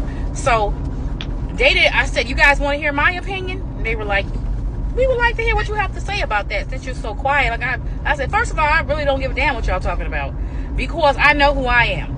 Oh, we weren't talking about you. I said, oh, I know you weren't talking about me because I don't wear bonnets all day. My hair and nails are always done. I'm presentable even when I go to Walmart. I said, I don't buy clothes from Rainbow, but if I did, it'd still be fashionable. Who cares? People buy what they can afford. It's not about where you get it, it's how you wear it. I said, and about the weaves and stuff, if you got a woman that's leaving weave everywhere, she just trifling. Has nothing to do with her being black. She just trifling. Clean your shit up. Clean up your hair. You leaving hair everywhere, pick it up. It doesn't matter. The eyelashes, I don't wear eyelashes. I can't see as it is. I don't need spider legs on my eye. That's just how I feel. Or feathers. You know, I don't need all that. That's just me, though. But if that's what makes you feel beautiful, you do what makes you feel beautiful. That's not for me. I'm blind as it is. It has nothing to do with black women, because it's more than black women that wear mink lashes or whatever. So I said, now that other rhetoric you're talking about, first of all, you got a problem with you. If you got a problem with a black woman, you got a problem with you because you came from a black woman. You came from a queen. So, you know, if you got a problem with black women, now all of a sudden we so ratchet. So no matter how educated we are, we're so negative, we're so this. My question to you is, what did you do to make us like that? Did you drain us with your BS, with your cheating, with your beating, with your disrespect, with your lack of funds, with your excuses? Did you drain us to make us have an attitude? Because in the beginning of the relationship, it was all nice and peachy and we was happy. But once we got to know you, then we find out you're actually a liar, disrespectful, abusive, and jerk, an asshole. You really don't have much conversation. Then all of a sudden, we don't have nothing left to say. It's one thing about a black woman, when we done, especially a Scorpio black woman. I'm a Scorpio. Once you done, you done. So stop putting it all on because we're black. It's not because we black, because you black. Because you got a black heart and a black attitude. Has nothing to do with your race. You're just a dick. You're just an asshole. They're probably going to cut my video because I said the D word. But whatever. You know, I get so sick of sitting in rooms with black men. Don't matter what demographic you are. Doesn't matter what level of education you are. You always got something bad to say. It's always a black woman. Oh, a white woman, she don't say nothing. Spanish women, it doesn't matter. No woman is going to put up with your mess. You come to the table, you got 1,000 kids you want them to take care of. You got baby mama drama. You got all these ideas and ambitions that are not going anywhere for years. We support all your ideas. We support all your levels of failure and success. We support when you want to go out and do what you. We support just sitting. As long as we sit and be quiet is good. As soon as we say something to bring it to your attention, all of a sudden, oh, it's you know, I can't stand. It's a black woman. It's her attitude. She's so disrespectful. Well, at the end of the day, I need you black men to start asking yourself, what did you do to not protect your black woman's feelings and heart? What did you do to disrespect your black woman? Think about, what did you do to drain your black woman? Now all of a sudden you got it together and you finally get it together after you have sucked the life out of us like a vampire. Then you want us to wake up like, woo, Lily, lovely, everything's great, after you have treated a black woman like crap. Can't tell you how many times I've been in a room and a black man disrespecting another black woman and the brothers just sit there. That ain't none of my business. It is your business. It takes a village to raise a child. It takes a team for us all to be successful. We supposed to help each other. You see a brother disrespecting a queen, you supposed to say, hold up, brother, I know I ain't trying to be your business, but you know, you don't gotta talk to her like that. Now, sometimes women will, well, don't worry, get out of our business. Well, both of y'all get out of here then. You know, but at least you tried to protect your sister. So at the end of the day, that was my answer to these black men. You know, I just did rhetorical questions. What did you do? I know the answer. What did you do to make your wife so upset every morning that she wake up, she got an attitude? You can't help her clean the house? You can't help her take care of the kids? You leave every time she clean the house, you leaving crap everywhere? She's supposed to pick up after you, clean up, work, take care of everything, and just sit there, look cute, and be quiet? You don't even want to take care of your body? You're out of shape? Your teeth falling out your face? And you want her to look beautiful at all times? Be quiet, shut up, and don't be too black. Silly black men, please have several seats and stop treating us like doormats.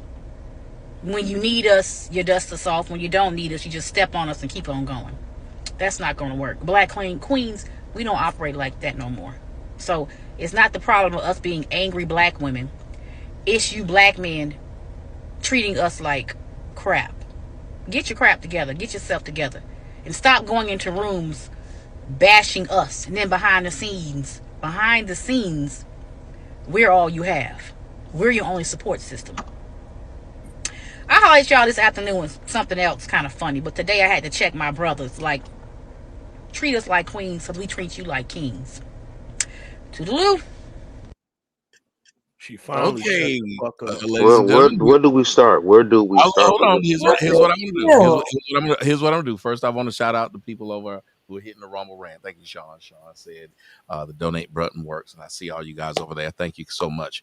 I don't know if y'all saw how many people started just talking in the comment section. I tried to get as many of them up there as I could. I could not. They were going that fast. I haven't seen it go that fast probably since we've been doing this. That was impressive. So I got to ask you guys this question, and I need a show of hands. Who want to address this first? First? I will. I don't care. Whoever goes. Angry Man was the first one to put his hands up. Angry Man, go ahead. First of all, that's why her ass is single. No, she said she was married. She's lying. I believe that, but either she's lying about being married, or she is with a dude that is miserable. That one of the two, because she just did not quit. Now here's the other thing. She couldn't be with a good man. I know I said she couldn't be with a good man the way she immediately went off and described black men as a whole. There's no way, because or either he's sitting there thinking, what the fuck? But go ahead. Yeah. But she contradicted herself a few times. In one instance, she said that, there's been plenty of times I've seen a black man talking to a sister a certain type of way, and black men just be sitting there listening. They don't say nothing. It takes a village. Yeah, it takes a village until black men are talking about what black women need to do. Because that was the whole point of her rant. The entire point of her rant was, how dare these black men talk about us in a certain way? And it's like, you literally confirmed everything that they said in that rant. And the sad part is she talking about I had to check my brothers. Well, why you didn't tell them that instead of going live or going on your video to tell the rest of us that bullshit? We didn't want to hear that shit. You should have checked them brothers. You feel what I'm saying? And then she said something about, you want to talk about us publicly, and then behind the scenes, we all you got. Well, apparently not, because you was in a room full of brothers that was with non-black women. So what are you even talking about? And here's the thing, and I gotta say this. To all the black women watching, okay?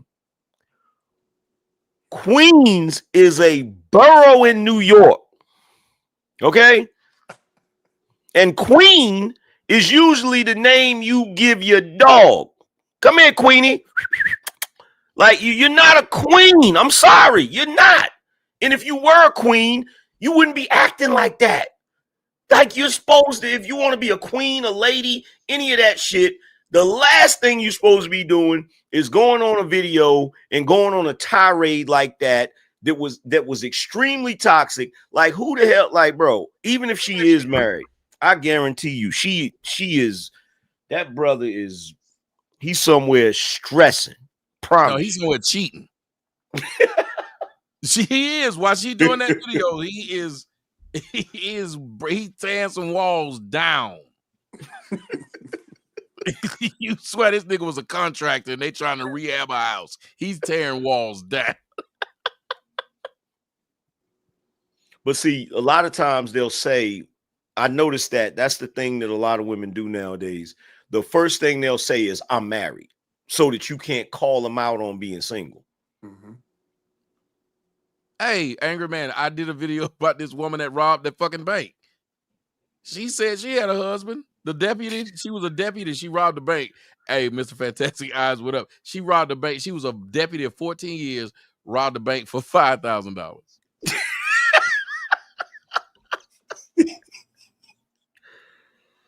Oh my God. And that's your version of set it off. $5 grand. That's what I kept doing the other night. $5 grand. Oh my God. And she answered to put it in the bank. That's stupid as hell. Yeah.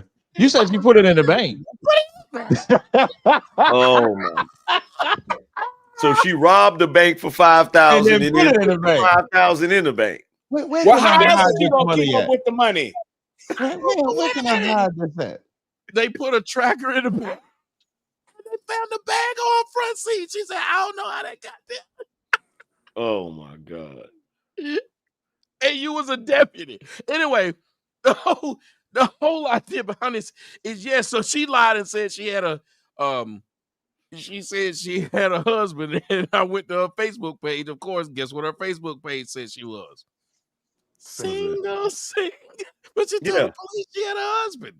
She was trying. So you're right. They say these things to try to get out of stuff. And it's easy to say, because I do it sometimes. Like if I'm on Twitter, if you watch me argue on Twitter, that shit is hilarious. Whatever they say I am, I'd make the argument against whatever they said. It said, you gay. I'm like, yes.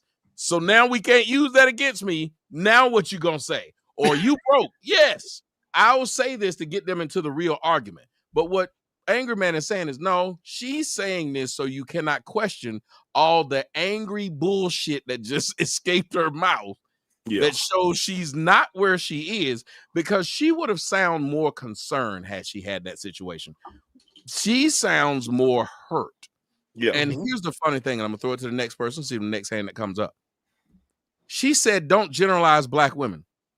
Didn't she spend the majority of time not only generalizing black women, but generalizing black men? That's all she did. Yep. Next hand. All right, Snow. One of the things that can you guys hear me okay? Yes, sir. Mm-hmm. One of the things that I noticed right off the bat was she said that she was in a room full of black men that told her what they did not like about black women. Instead of her accepting this information, reflecting on it, she changed the narrative and blamed black men. No, she told them they was wrong. Yeah, right. You're right. Change the narrative. Y'all wrong. Here's what your real problem is. Go ahead and tell them why that's the thing. Because black women, maybe women in general, are not accountable. This goes back to the original topic we were talking about earlier. Is why what's the title of your show? Topic need to be, you have fucking fantastic cabinets and lights, sir. I've been watching this and I am wanting to change my kitchen based off your kitchen. But go ahead. The original I'm just sitting up here, I'm like, this nigga's cabinets is immaculate. That's when I realized I was old. I'm up and watch this nigga's cabinets. And cabinets and countertops. I'm going to Lowe's. I do love to cook. I love my kitchen. My mom and my dad taught me how to cook. So I like. I can tell that is a great. I'm telling you, there's a great kitchen player. But just the thought behind what we were saying earlier was that it's black women's mouths. Wasn't she proving it was their mouths? Yeah, by her mouth. Absolutely. Because if she was, like you said, if she was very, very concerned and forthright with it as far as being concerned about the situation, she wouldn't have come with so many teeth and nails with the way she presented it. Can it be their mouths and the fact that they're unable to be held accountable? So I feel like they neck and neck right about now. So the way women compete is they compete in the psychological and in the emotional, because they're not strong enough to overpower men, because men use strength as their power. And what I think what black women have done is they have used their power in a negative sense to fight in the psychological and in the emotional, to tear a man down to win an argument, because eventually they want to be in control. And somebody said she was cussing. They was arguing about if she was cussing or not. Melanin brought up a really good point, and I'm glad that Snow Bandit was able to address it. Like, it's this idea of which is the worst thing. Like, they're neck and neck, and I like to hear Melanin talk about some neck. But then But it's this idea that really it is like their mouth makes them feel in control because they're able to use their mouth. And honestly, they've seen the things they've said to men change the way men act. Mm-hmm. If they say you a coon for saying that and men back off, Cap was talking about something that happened earlier. Mike Epps made a comment. It's a simple comment. We'll talk about that later. Mm-hmm. He backed off of it. Yep. You said he backed off, right, Cap? Yeah, he did. Yeah, he tried to clean it up because he was getting backlash from it. Yep. How many times have you seen men back off of comments they really meant because of how women responded? Yeah, fuck that. I ain't doing that. But doesn't that show a level of and I keep seeing these surprised faces that Mr. Fantastic make. Mr. Fantastic, you heard what that woman said. What were your thoughts on what she said? A whole bunch of bullshit, unnecessary. Like I said, I find the story incredibly unbelievable too. So you're the single black woman in a secret black man meeting. Like, why are you there? No, a married black woman in a secret meeting amongst black men at work. Yeah, so yeah, you're the only black woman in a black man's meeting of nothing but negative things to say about black women. Sure. Yeah, so all of these things, we know how the game goes, man. It starts out as to where claims are made about black men not appreciating black women. Oh, I'm sorry, not black women, queens, right. Royalty, right? And disrespecting, of course, black women, so you disrespect yourself. Then, of course, we got you disrespect your mama. You know, your mama black. You know what was it? Mistreatment, abuse, broke, dusty. The ain't can't don't want theory is what I call it, right? Niggas ain't, niggas can't, niggas don't, niggas won't. So all of the constant stuff we hear to where black men are the problem. I didn't hear her say anything or ask the question as to why they feel that way, right? To do any research to ask if it was true that happened. Well, why do you feel this way? That's what never ever happens. And shout out to Anchorman. Me and Anchorman were on Hamp's podcast. We all know Hamp, right? And what's crazy is now we were talking about how you know, you go in a store or whatever, and you know, black women just have this snarl on their face, or you know, you hold the door open for them and they don't say thank you, and it's this rudeness, right? And we were saying this, oh, this never happens to me. This is something wrong with you niggas. There's something wrong with you niggas. Well, guess what now, Tommy? Tommy, now the non-internet niggas, the old niggas, these niggas older than us, talking about black man went viral, and he's like, you know, I was walking through the grocery store today, and I was just saying hey to these young black women, and they was like, get out my face, old ass nigga. You know what I'm saying? You had some fat bitch talking about how do you buy her groceries. So damn, in order for a black man to have common decency and just he has to purchase your groceries. Yes, but they swore us down, Tommy, that we're telling you this thing, you know what I'm saying, and just your experience as a black man with black women, and we've been warning people of this shit for so long, bro. But like I said, I think, bro, I call it the niggas scared to get taken out of the get pussy lottery, Tommy. This is why niggas back down. This is why niggas fold. This is why niggas don't say this shit on the internet, because they feel like, oh, if I say this, man, I ain't gonna get no pussy. You know, black women go put a motherfucking telegram or send smoke signals out and don't, hey, put this nigga on the banned pussy list. So niggas are scared to say the shit they need to be said, man. But again, that's the difference, bro. Cap, they got all your stuff up here. Somebody said like Willow Smith said. That's another thing Cap put up there. Yeah. I'm gonna go to Cap right quick then, since they keep calling up the stuff you said. I think I'm with Mr. Fan. I don't know if that story is real, because I find it hard to believe. Oh no, it's complete bullshit. This is right. We've had 2 Tubi stories tonight. Yes, definitely, because it's very rare that black men are in the office space with a black woman and then they're bashing a black woman in front of her, knowing that as evil as they think black women is, they go into HR on your dumb ass job. So none of that the storyline don't make sense. It sounds like she just made that up so that she could then just start talking about how evil black men are. That's it. And she wasn't, you know, and got a husband, so now you can't say she ain't married. I saw this video Tommy was doing with this girl, and the girl said, called herself a queen, and Tommy was like, if you got a queen, where are your subjects?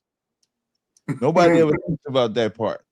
Nobody thinks everybody, like, I don't like when people call me king. I hate it. If you ask anybody that knows me, I'm not a king. I don't like the term because you're giving titles to people and you don't even know if they've earned the title that you're giving them.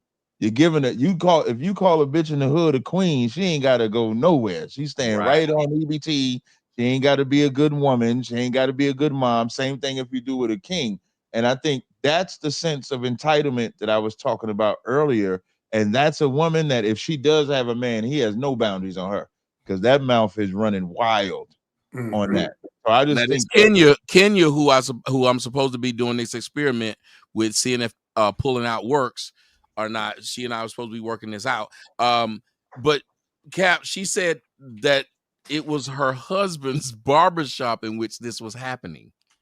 Does that make the story it don't make the story more believable at all, because if I'm not mistaken, she said when she's in the barbershop, her husband's barbershop, she just disregarded, and that's what she did at the office space. That's how the story said. Right. It was, so this wasn't that sister. She don't hear either. The one that she been mad at us all night. Yeah, that bitch don't listen. So that bitch need to listen, because that bitch didn't listen at all, because that's not how she told the story. The barbershop, she wasn't in the barbershop when she heard that. So I just think it's a reflective of women don't know what they want, period.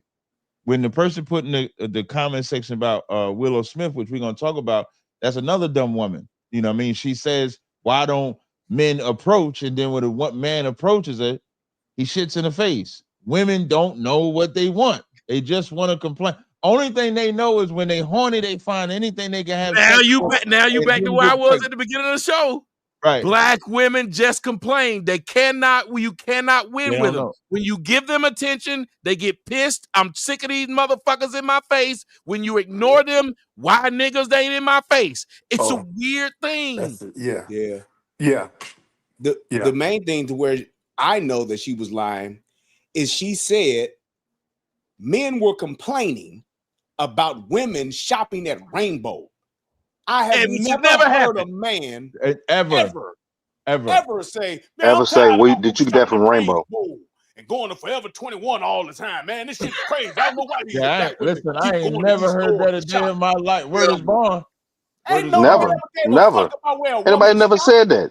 I have complained about 9 West because the bitch I was with kept going there and that shit was hurting my pockets. I was like, bitch, you got to stay out of this 9 West. I don't know what that is. That's why you would have let her go to Rainbow, though. Rainbow? That's why you would have let her go to Ain't nobody complain. Hey. Rainbow? Hey, listen, take the credit card. Go to Rainbow. You done gave her the credit card. If niggas know what Rainbow is, hey, the main bops and pussy poppers wear Rainbow. Goddamn it, niggas is not gonna in that. If she going to Rainbow, then you definitely getting that pussy tonight. You hear me? You shopping at Rainbow, your pussy chances have increased by 10,000%, brother. That's Rainbow's mantra. It's Rainbow, man. Exactly. Niggas is not going to Rainbow. You shopping Rainbow, nigga? Shit, what's the number? Shit. Right. A woman ain't shopping at Victoria's Secret. She ain't Rainbow. That's where the whole shop. So yes, ain't no on the Rainbow. Yeah, all right. But the biggest thing that I saw in all of that is that she was making it. She was trying to set the stage for her to make her complaint, which is why I knew she was fucking lying too. Mm-hmm. And then all of the shit that she went off and named, it's like it made no sense. And like I think it was Angry Man said, she was just contradicting herself because she's just literally complaining for the sake of complaining. Yes. That's all that shit was. Mm-hmm. Thank you. And it was. I'm gonna let Corey go, and then I gotta let my man Angry Man. I want him to bring it home. But go ahead, Corey. Man, it was for that whole statement and the whole video. It was highway bribery.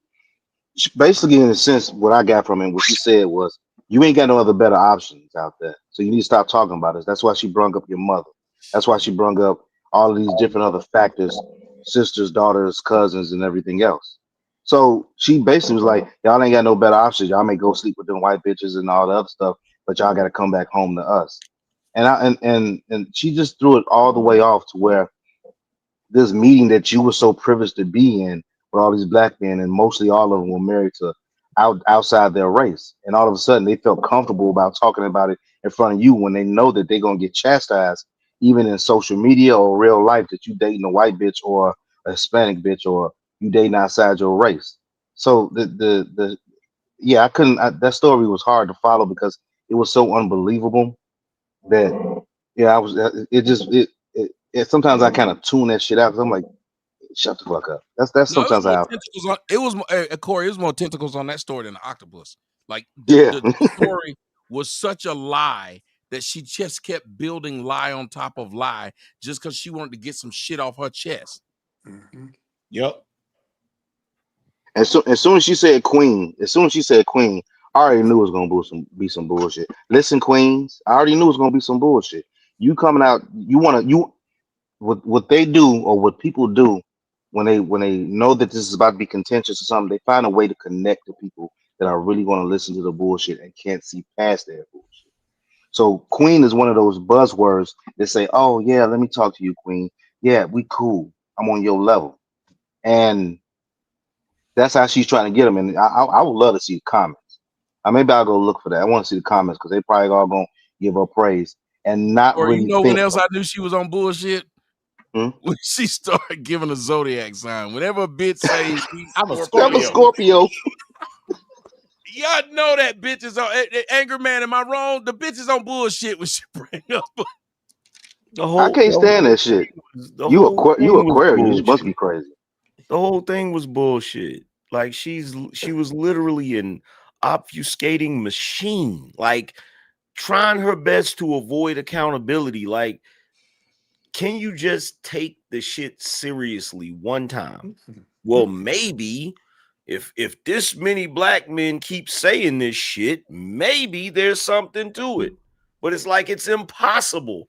It's impossible for it to be. It's like the whole world conspired against black women, right? So we know that brothers will date black women regardless of their negative attitude. Brothers will admit black women are good looking, black women got banging bodies, all of this shit. We just saw a brother up here recently, just now was up here. Innocent man. Going through it. You feel me? To be with a sister. And that's most dudes. Most black men still want to be with sisters. Mm-hmm. And the sad part is this is where the disingenuous part comes in. They know they full of shit. But they know that brothers still want to be with them. So what they do is they pretend that they don't know they full of shit. Because in their mind, and it's real diabolical when you think about it. It's like, well, shit, I know you still want to be with me, so the hell with you. It's like I said, you could have a restaurant that's in the hood, and it's the only restaurant that serves a certain type of food. And everybody loves going to that restaurant, even though the service is shitty. You know what I'm saying? The freaking restaurant is dirty. It don't even matter. People still come up there. And then all of a sudden, somebody open another one down the street that's brand new. They're going to be like, well, why you going down there? They're going to find some kind of way to shame you out of going to that new damn restaurant because they don't want to compete with it. Instead of Angry just being man, like, you talking like you a Pisces or something, Angry Man. You got that Pisces type of bird. He a Gemini. He got the dual. You know, he could be one or the other. You know, he get the duality.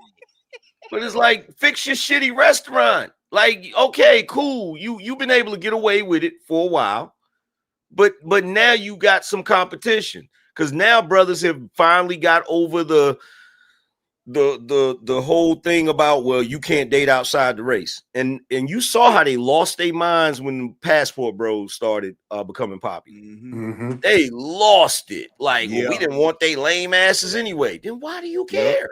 But like your restaurant analogy though, it's like every niggas are just shopping for fucking. That's the main thing that they want. And they'll go to a dirty restaurant not knowing that there's a 5-star restaurant that serves way better fucking options, but they still like, why you gonna go all the way down there? We got some nice, dirty, ratchet pussy right here. This way you should be if you was keeping it real. You be down here fucking. Because the other restaurant got fucking. It got moral support. Right. It got peace. It got home cooking. It got all kinds of stuff. I just come, they rub your back, put the hot towel on your face. They do They don't just tell you get the fuck out, puss ass nigga. They don't sit up there and make fun of the fact that I just had the paper to put nigga. That's why you paying for pussy. Whoa! What the fuck? Hey, you gonna make fun of me? It's like that restaurant, those restaurants you go to where they talk shit to you. It's like sit your bitch ass down, nigga. Somebody be over there. We got a few of them here in Chicago. I got a bone to pick with you, sir. Did you do this shit on purpose with that shirt, bitch ass nigga? Did you do that shit on purpose? I think you did. What? That bullshit ass shirt you got on. That ain't no bullshit ass shirt. Oh, you scared of losing again? Oh, my bad. I forgot. I said you did this shit on purpose. Out of all the shirts, out of all the days you can wear that shirt with that G on the front of it. And for those who don't know what it means gay. No. Gay. It means greatest Georgia football team. That's what it means. Greatest Georgia football team. That's what it means. I mean, he did his shit on purpose. Hell, it's okay though. Melanie, I want you to. I was gonna let Angry Man wrap it up, but I do want you to wrap this up because from a woman's perspective, and you've heard what all of us men had to say about this shit. What do you think now about her 7-minute diatribe, basically making up something? Okay, let's just imagine what she said was true. That all that actually happened. For a married woman to refer to all women as queens and then say, maybe the reason these women, here's the funny part about it. That would be like me saying, I'm sick of y'all saying the men in Atlanta are gay. We ain't gay. But maybe the reason we gay is because she said, well, black women ain't like this, but then turned around and said, maybe we're like this. But gave an excuse for why they were like the way that she said they're not like. What do you say to after you've heard all these men, you've had another go around of thinking about what she said? What do you say as a black woman about this big hard-faced woman saying this stuff? It's a mess. Okay. I would just say this is why I feel like women shouldn't talk for that long. If you ever notice, I don't try to be long-winded when I speak. She repeated herself several times saying the same thing in different ways. I honestly think somebody said those things to her and she wanted to get it out because she wasn't being heard by whoever was trying to teach her something. So she brought it to the internet like this is something that they're saying about all black women and stuff like that. But it was really her trying to be held accountable, but she couldn't handle it. I kind of tuned it out. As soon as she said queens, like somebody else said, I knew it was some bullshit. That could have been a teachable moment. She could have, it's kind of like what I like to do. I feel like I'm being long-winded now, but it's kind of like what I like to do. I enjoy being here. So there's always information to take from listening to you guys talk. It'll teach you how to, do things better, how to behave better in men's settings. Like I don't have to overtalk anyone and you notice, hey, melanin, those are the type of behaviors that you learn how to do. And I always get to come back because I understand male spaces. So she did a perfect job of showing and displaying why we're not heard when we speak. Yeah, I think she has some learning to do, and I'm just gonna end it there. Yeah, I think Anger Man did a really good job of pointing out that this woman could have Anger Man and Brother Snow this woman could have taken this time out to, I think Mr. Fantastic said it too. This woman could have taken time out to address what the men were saying. But she completely said, fuck what the men were saying. Yep. Right. That is an odd thing, don't you think? Like, fuck what the men are saying. And I want to, and I know everybody, it's been a long night. And I know we got family in town. I got family in town. So I want, here's one thing I want to do. I want to add. I ain't got no family in town.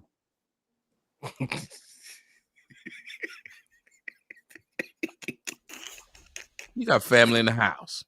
In the house, yes, not in town. They still in town, nigga? No. What, they about out of town? How you doing this shit? This nigga got a warp space over there. He done changed the time continuum and shit. It's like in Stranger Things. His family's in the upside down. Like in Stranger Things. That's right. They in town, nigga. That's right. I keep my family in the upside down. Yeah. Upside down. There you go. That's a good one. That's a good one. Why the hell when you said that you sounded like a 70s nigga? You sound like Ron O'Neal or something. Yeah, I keep them jive turkeys in the upside down, Jack. Jack. No, but it's a couple of things I really want. I'm gonna go to Cap on this and then throw the rest of y'all. Cap, Mike Epps went to prison, right? Right. Mike Epps had to clear up a controversial comments. What was Mike Epps' controversial comments that he had to clear up? He said to young men, we shouldn't be praising people that come home from jail. That's nothing to glorify. That's in essence what he was saying. And it's real shit when he made that statement. I think about all the time I hear in the black community when someone come home from college, when someone graduates from college, we don't applaud it, but the brother that come home from jail, we throw a party for him. Mm-hmm.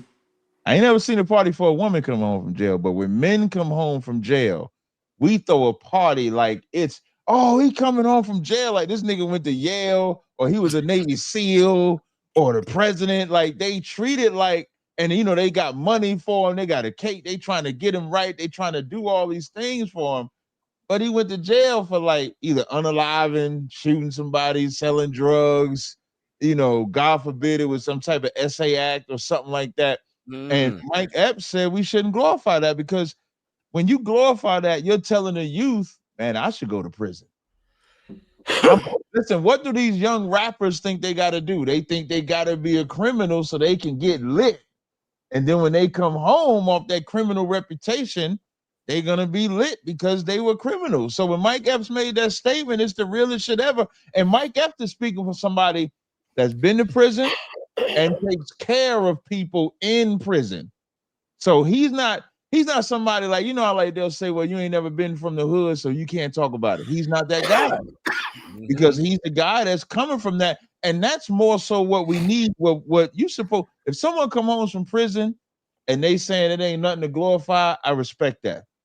If they survive and they trying to teach, but when you coming home from prison and you treat it like it's a badge of honor, we should not glorify. That's a horrible example set for the youth. And I hated that he backtracked off. I hated it so much I didn't even listen to what the fuck he said. Whatever he said, because I just want the memory of him standing on business and not standing on business. And I think it's horrible when all these black people coming out, because it wasn't white people that said that that's wrong, but it was a bunch of black people that's coming at him saying that you should not do that. And that's the horrible part, because, and here's what makes it more horrible. Y'all know my position on black and white, but I hate when black people have selective politics, meaning if a white person does something to somebody, they're going to say something. But when Mike Epps point out what black people are doing that's hurting black people, it's black people that want to stop him from telling the truth about what's hurting black people. And now we become our own hypocrites. That's why we never take it serious when we complain about what white people are doing, because black people don't hold black people accountable. And when they do, we shut this shit down. That's what I noticed. See, that's what I've been going through, Cap. You see what I've been going through? Like, I get it. I'm a coon. I understand. But then you call people who aren't coons that for just pointing out things that are wrong. Remember, they did it to the woman who played Bill Cosby's wife. They did it to the fat woman who always talked about skinny bitches, the comedian Monique. They've done it to everybody who has ever questioned the stupid shit we do. And last I checked, people who care about you will question it. Brian, what are your thoughts on the fact that these people came after you? Say that last part. This man That they who came has after been in Mike. jail, as you heard Cap say. Cap, make sure to point that part out. He's been to jail and he advocates for guys in jail, helps them out. And all he said was, I don't think we should be glorifying. I'm gonna send you the video, Tommy. I think I got the video.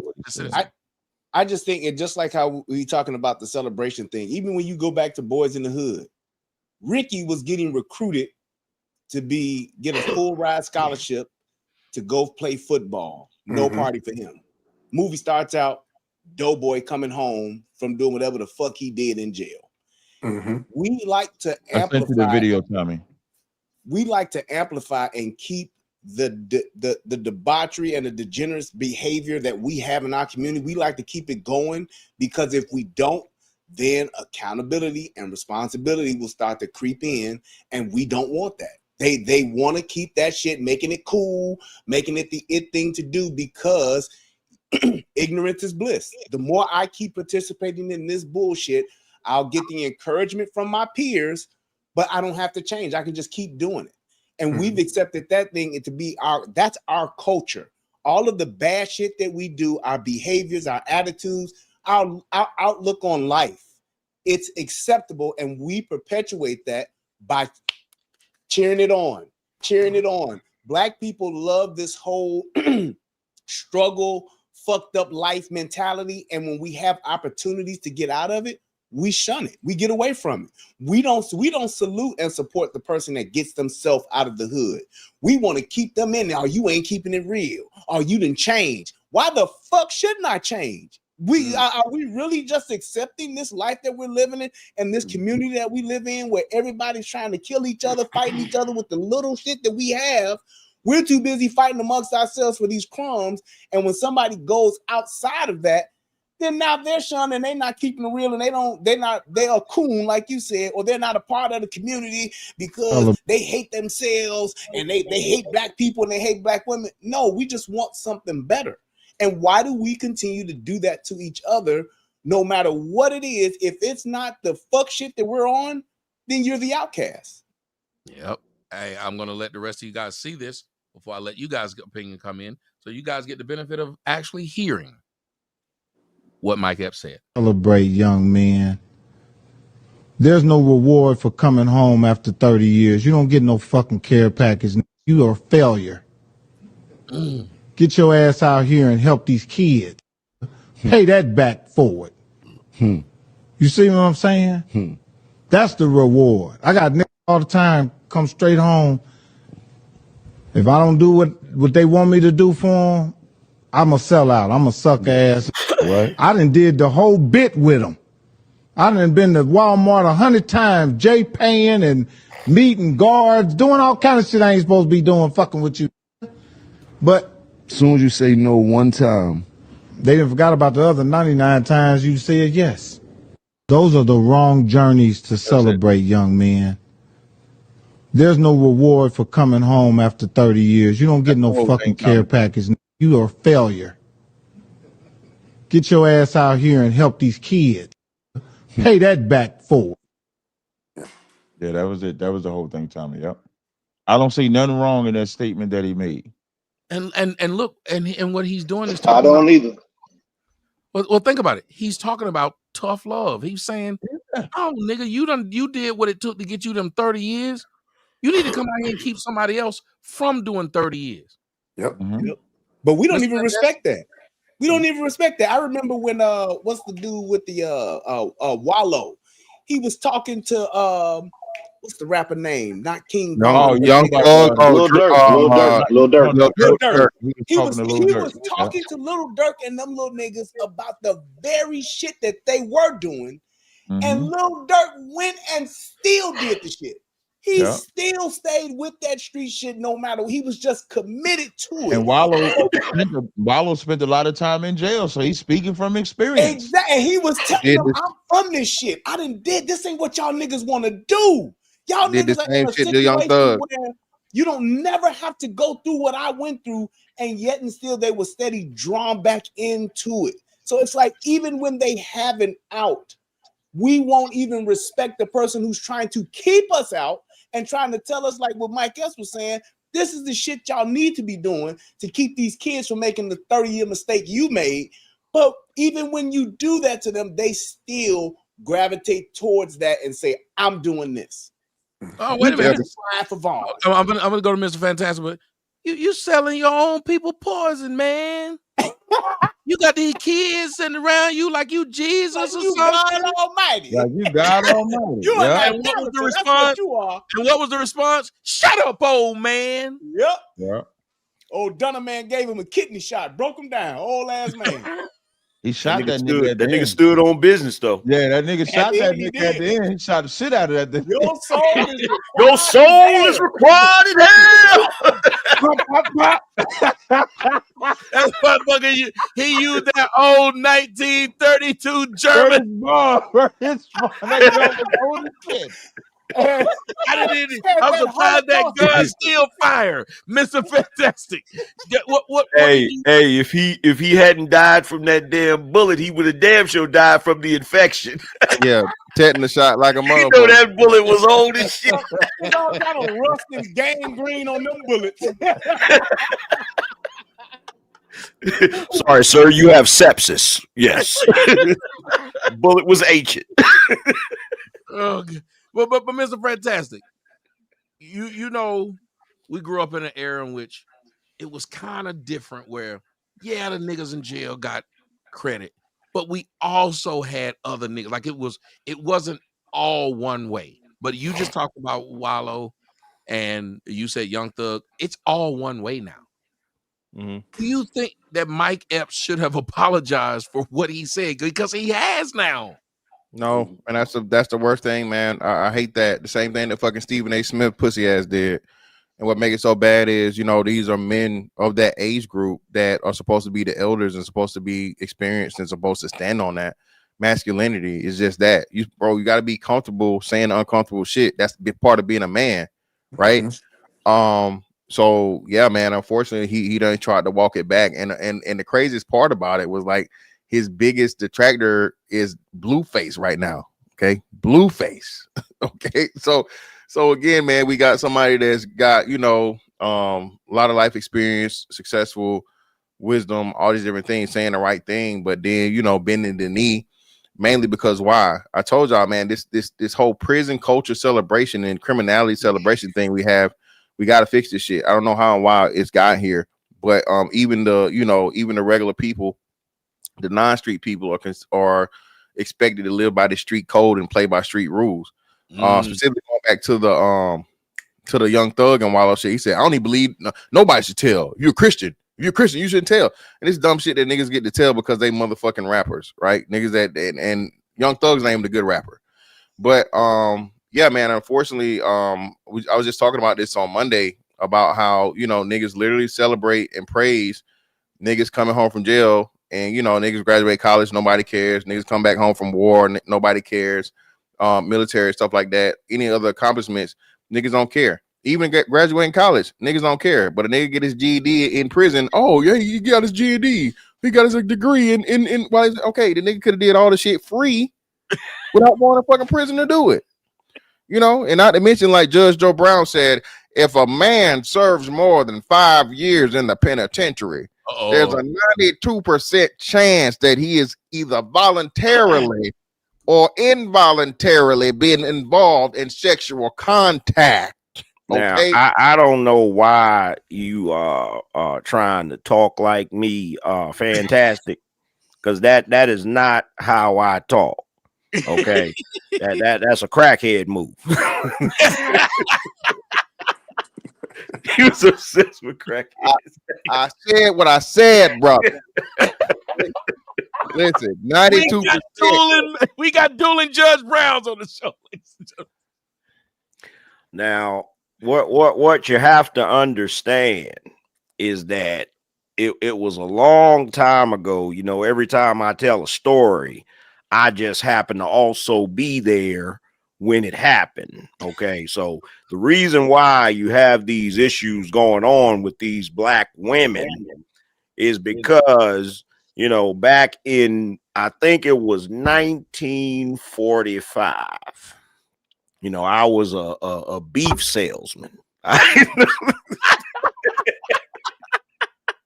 But he said it's a 92% chance what he said. Like, again, that got to go back to what, it's got to go back to something fantastic, because black women are always talking about these down low men.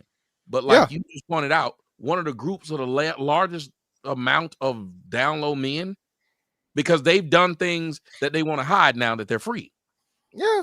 And Tommy, I told you, even a lot of the, again, the reason why black women have the highest rate of HIV and a lot of these things in this, bro, prison culture, they have brought this shit back out to the West, and all these niggas put their legs up in the air, Lamborghini door leg niggas. We're not gonna go too far. Right? But again, these undercover brotherfuckers. Don't you say nothing, Tommy. All this shit. That's why I said we're not gonna do that. Okay. But the undercover brother, Ryan. all that shit, man. Again, all that shit's prison culture, man. You know, syrup or jelly. It was always these Fleece Johnson and all this other shit, man. So again, man, I just think the way that prison culture and criminality, man, again, just has so much reverence and so much respect, bro. That's a problem that we gotta get rid of, dog. Because like I say, it's just counterproductive. There's nothing positive that comes out of it. But the women are choosing that guy. They're choosing on purpose that guy, which everybody's saying that's not a good look. Think about how many of these women who work COs in the prison. And remember the dude in Maryland, Angry Man, we talked about this shit at length. I think that was like shit when I first started doing this. It had to be early around 2020 or 2020, 2019 time frame. It was a dude either in Maryland or Jersey, one of the two. Tommy, he got 3 different COs pregnant, bro. 3 different ones. Same nigga. Yeah. Tommy, it's a girl in Millersville, Tommy. Girl in Millersville just got caught up this year. And that's coming home. That y'all niggas is laying with this bitch while she's laying with that guy at work. That's coming home, and then they'll blame it on the regular black guy, which is what we were listening to with that woman. Go ahead, Angry Man. That woman who was talking on that video, she was blaming every black man for the decision she made that was wrong. Y'all see how we talked to that man earlier today, Angry Man. We all told him he was making bad decisions. We didn't blame it on black bitches. We didn't blame that on these black women. No. What'd you say? I said we was fair. Yeah. We was fair because the more we heard the story, we thinking he just simping for this evil black woman. But then the more we hearing it, we're like, nah, this nigga is the problem. Yep. That's the difference between men and women. If this was a panel of women outside of Melanin, I'd separate her from this conversation. But if it was a panel of women, no matter what she would have said, it would have been his fault. Yep. Yeah. They wouldn't even dug deep. We were the Angry Man came in asking questions. Brian came in asking questions. Everybody was digging deep. Was like, nah, I need to hear more about this story, bro. Yeah, it ain't lining up right. Yeah, you know, the women don't do that with each other. That woman who was talking, one of y'all, I can't remember who it was, said, I'd love to see the fucking comment section of this woman's video. Mm-hmm. Yeah, I said that. Corey, just to hear what the fuck. Yeah, see how I pay attention, Corey. Go ahead, Angry Man. Jump in. What is your thoughts of how this man, after spitting what seemed like good shit, and you could tell he sound tired. If you look at the video, I'm glad you let us see that, Cap. He looked fed up with the fuck shit, is what he was speaking from. I'm fed up with the fuck shit mindset. What happened, Angry Man? Well, the thing with Mike Epps is he encounters the same thing that any black man encounters once he becomes successful. he starts to see the bullshit for what it is.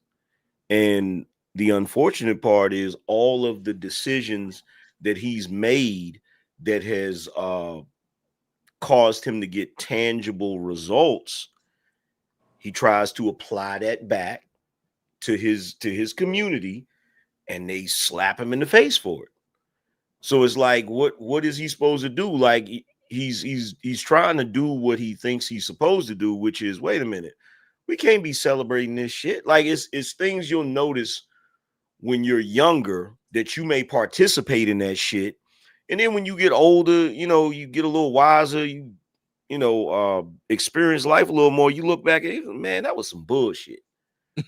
And then you try to tell people, yo, man, we got to stop doing that shit. But what you find is they're not willing to listen to you when you're telling them to put the blunt down as much as they do when you passing them the blunt. That's the problem. Mm-hmm. You passing them the 40, it's cool. When you're telling them to sit it down, what's wrong with you? You ain't keeping it real. Angry Man, you're a movie connoisseur. Isn't that what Eddie Murphy ran into in Trading Places? Yeah. Mm-hmm. Yeah. Because in fact, that's a perfect example, because when he was in the house, he wanted to flaunt that he had money and shit until he started noticing how they was treating the damn crib. And it wasn't even his crib that long. But he's like, man, look at how they doing this shit. Who has been putting their cools out on my floor? He was mad. He told him, yo, man, get out. Yeah. Like, everybody get the hell out, So yeah, like, you get that different mentality, and you could tell. And what did he say to the white man when he said, but those were your friends? What did he say to that white man? He said, them ain't my friends. Them's freeloaders. Them some freeloaders just want. And if you listen to what Mike Epps said, it's him. He was sitting there. He said, you do for these motherfuckers 99 times in a row. And the one time you say no, you a sellout. Mm-hmm. Yep. But that's how we are so caught up in that victim mentality to where we want to think we ain't got this. And if we just had a chance, we would. Yeah, but if you don't earn it, you won't respect it and you won't take care of it. And just like he said, he was doing for these niggas, putting money on their books, paying everything for years. Like he said, I did a 30-year bid with a nigga. So that means he was taking care of this nigga as best he could for 30 years. Then a nigga, a nigga was really doing it when he could say J-Pay. Because if he wasn't doing it, he wouldn't know what that was. He wouldn't even know what J-Pay was. I knew what J-Pay was when he said it. Right. Yep. Yeah. So that lets you know. But it's like that's one of the, even when it comes to parenting, we as parents, you can't reward bad behavior, and you, even no matter what you got and how much you got, you have to teach your kids the work ethic and how they got to earn the shit that they get. Because when you don't, they're going to think they're entitled to it, and you supposed to do this. They going to have that attitude like in Baby Boy. What did that nigga P tell Tyrese? Nigga, how I'm supposed to find you a job? Because you my man. Like, nigga, you just got this expectation for me to do for you, even though I can. But if you're not trying to get it yourself and you're not willing to work or earn what it is that you want, you won't respect it and you won't take care of it, and you're going to shit on it. That's why they was putting the cool cigarettes out on Eddie Murphy's floor. Fuck the fact that my boy done came up, my boy got something nice, and I'm going to, make sure I take care of his shit and not disrespect it. Nah, fuck that nigga. We niggas. Put that cool out on that nigga carpet, whatever it is. That's what they will do. That's a hater. Brian, when they put that cool out on that carpet, what they're saying in their mind is, oh, he can afford it. He got money. That means they don't value his shit. Couch. Not even that. Hold on. Listen to I was gonna bring that up too. Corey, I'm gonna let you go, but listen to what Melanin said. She said they're haters. They are doing that to you to cause you to despair. They don't respect you or where you've gotten. A lot of y'all will run into people who don't want to see you up and will try and help get you down. And you think that's your motherfucking. Why do you think most black people's circle is small? Yeah, absolutely. That's why their circle is small, because of that reason. And you find that out, like when we all at the bottom, you all straight. And what's supposed to happen is that you see a brother rising up, he's supposed to get support on his rise up. She's supposed to get support. But what you find out is they only like you if you all like them. That's why Angry Man said they like you when you passing the blunt. They like you when you passing the bottle because you where they at. Yeah. But when you decide to do something different, if you content with where you at, no matter what the other person does, you should be content where you at. If you see them up and you want to be where they at, you know what you got to do? You got to do what they did to get up, and then you could be up there with them. But why complain because you not doing it? Like, that's what we do. We get mad because we ain't doing what they doing, and so now we get this hatred for them when that's not supposed to exist. You're supposed to congratulate your brother no matter where he's at. How dare you stop cheating on your bitch, nigga? We both out here cheating on our bitches. How dare you gonna be good? You gonna be a good nigga now, right? Nigga, holding his vows. What kind of shit? I'm gonna fuck you up. That's what I'm gonna do. I'm gonna ricochet your ass like John Lithgow. I'm gonna stick you with something. Yeah, you ever seen Ricochet? Yeah. Hey. Hook you up with a bitch that I know got some shit, some gonorrhea to give to your ass. Put you in there, had a bitch come fuck you while your hair off. That man, he came home. His wife was so happy to see him come home. She said they said everything is fine except racist. He said except he got that was gonorrhea. a white woman, by the way. The white woman gave him gonorrhea, by the way.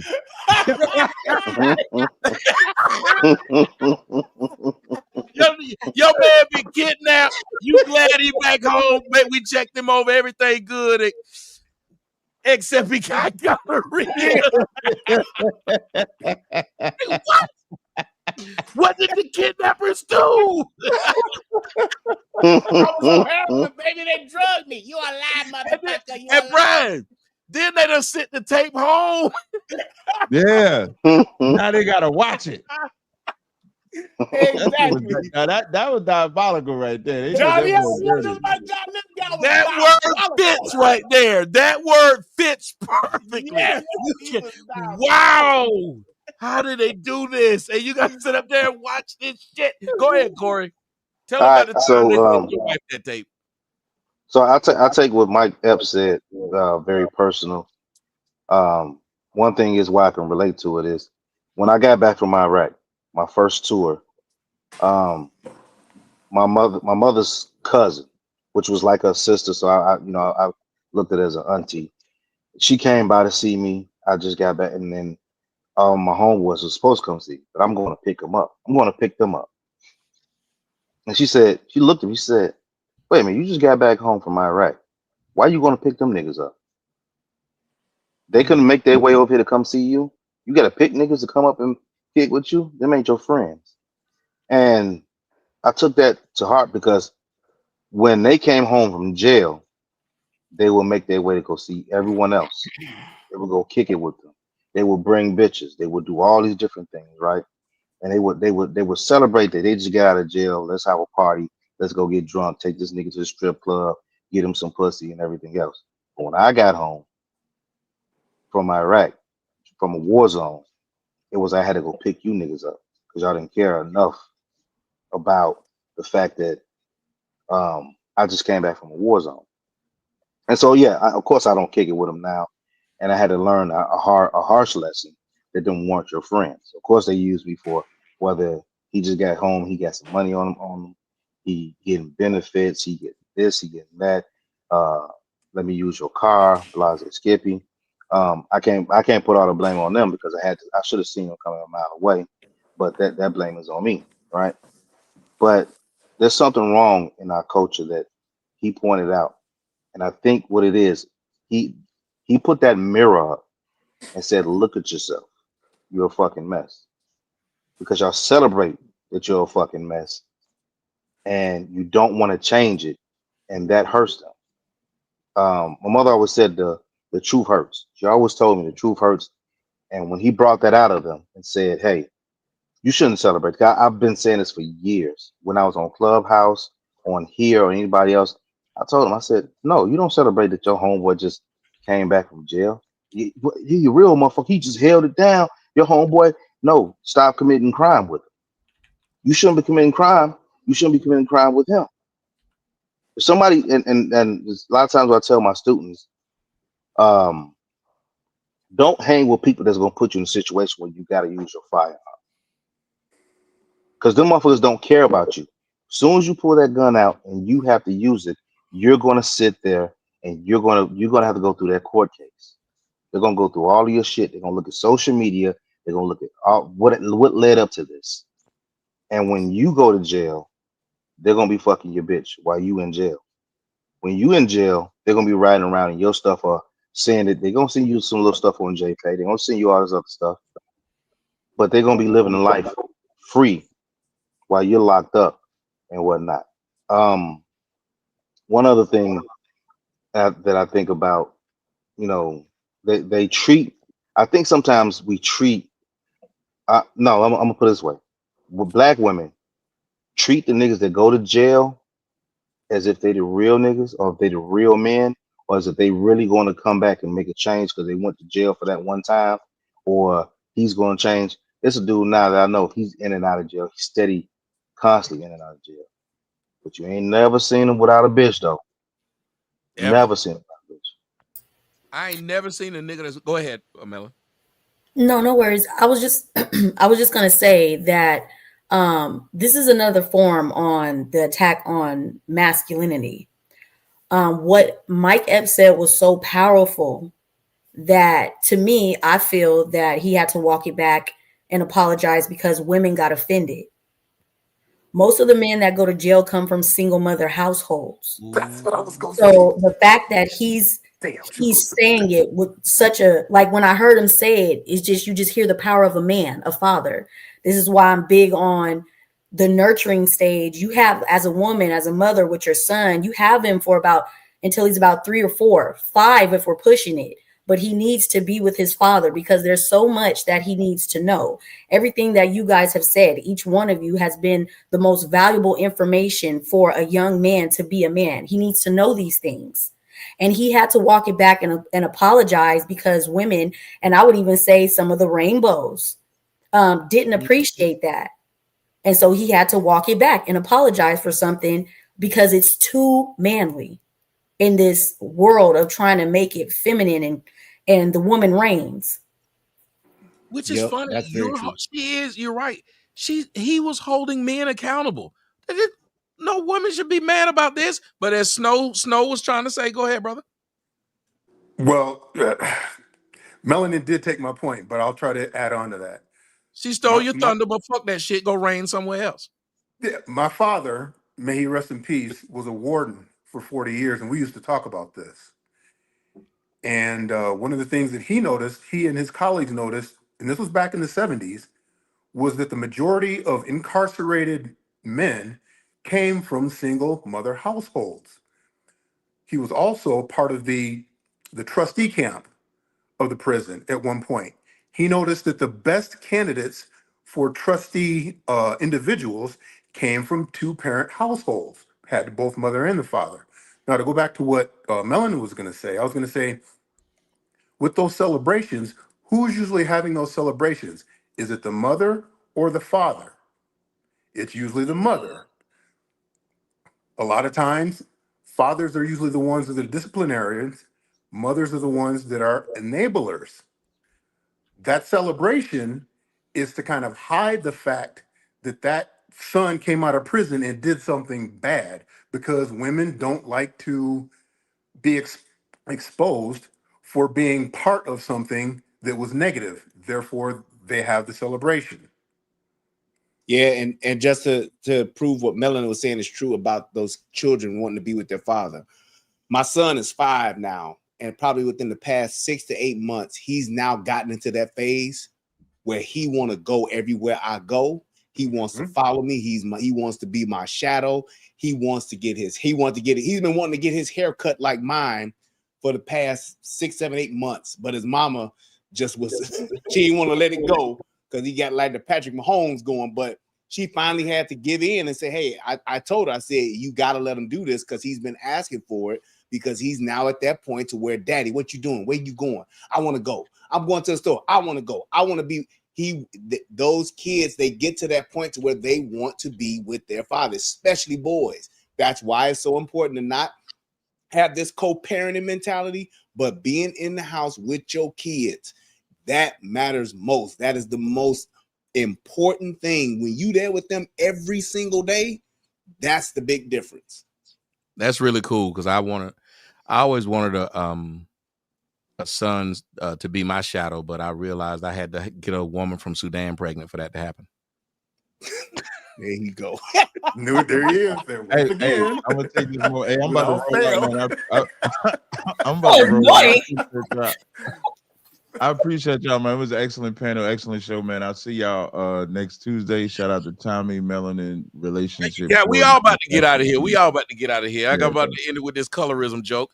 I'm glad y'all didn't get offended by the colorism joke. But Mr. Fantastic, I don't appreciate how they said Mr. Fantastic was going to sleep, and he wasn't. I'll tell y'all, Mr. Fantastic listened a lot. He pay attention. Yeah, I wasn't going to sleep. I was on my phone multitasking. Yeah, for you I niggas. I appreciate that Mr. Fantastic don't just speak to be fucking speaking. He's like the male version of Melanin. Like, they will speak when it's time to speak. Like, if they got something that's this need to be said, just like my man Snow, and I enjoyed that. A lot of today, and Melanin, you gave us a shout out, which I don't know if they heard it. And she was saying, like, this show is where a lot of young men could listen and learn something. And I appreciate you for saying that, because I do think this was a really good one. And I do think you were right about Mike Epps. That was a really good thing he said.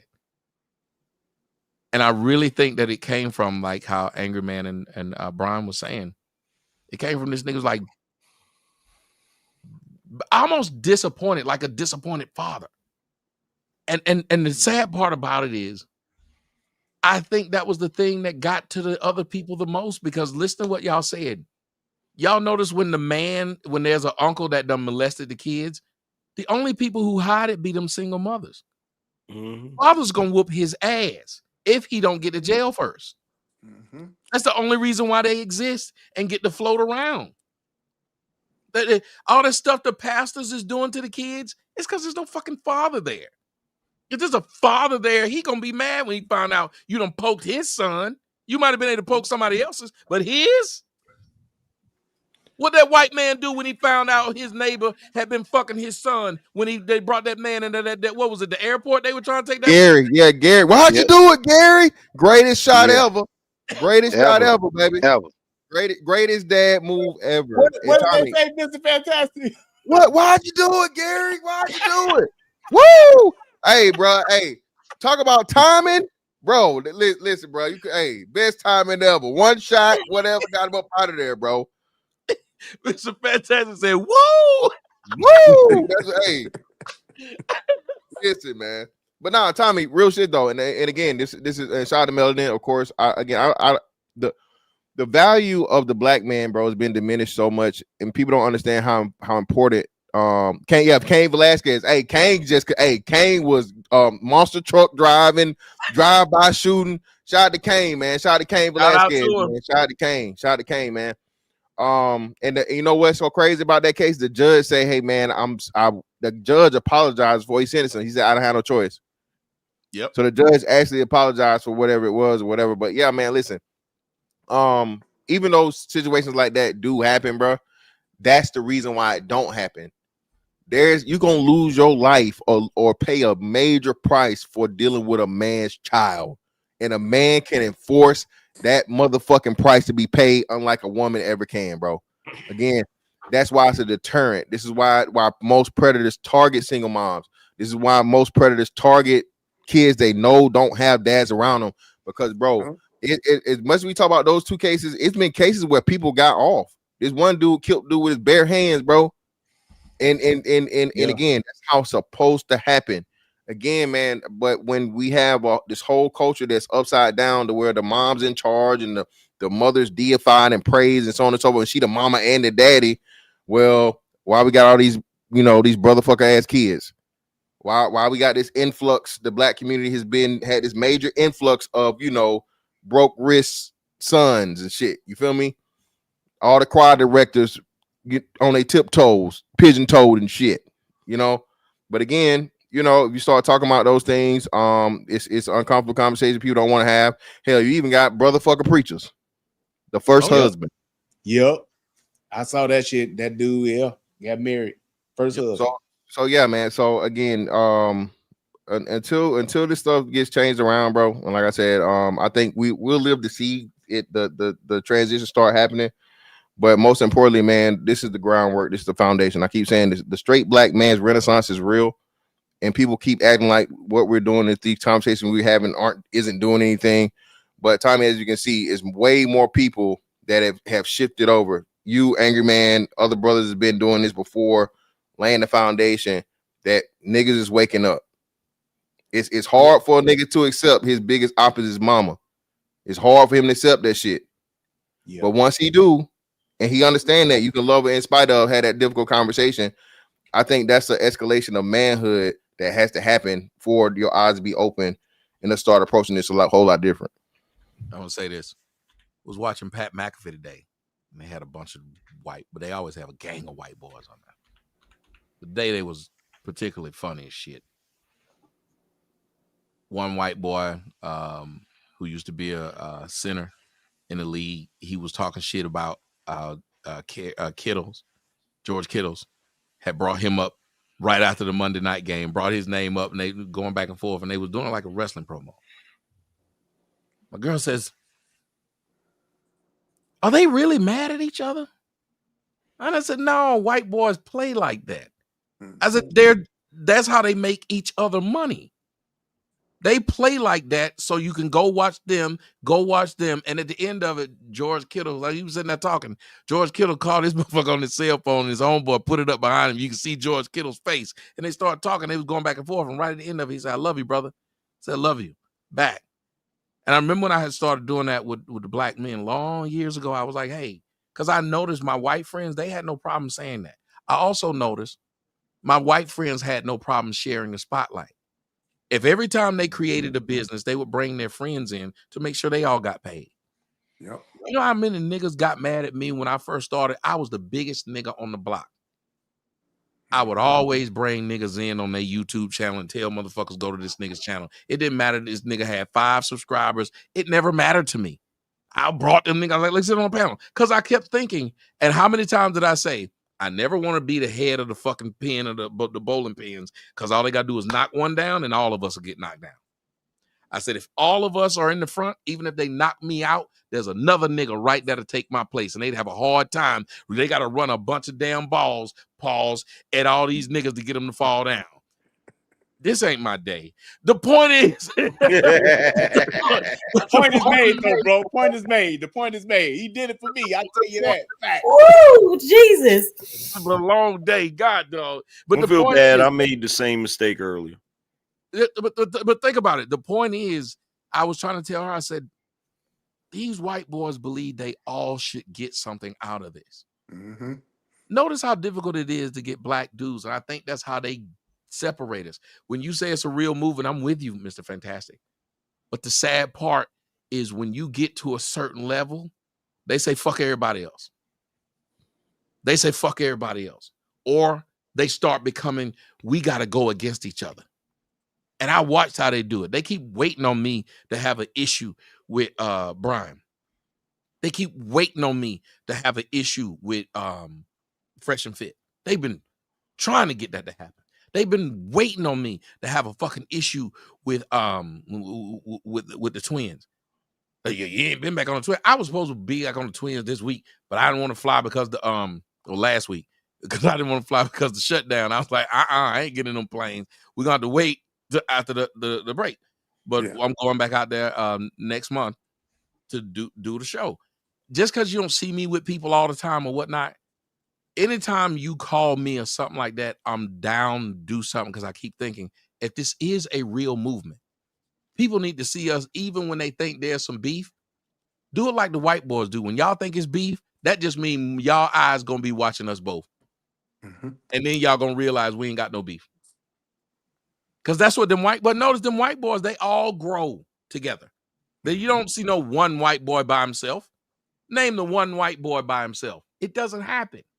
They bring other motherfuckers with them. We're the only people that you see separated.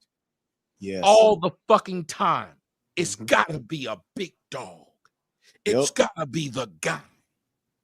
Look at Mark Wahlberg and Ben Affleck. Look at the show Entourage. That was all about him and his boys.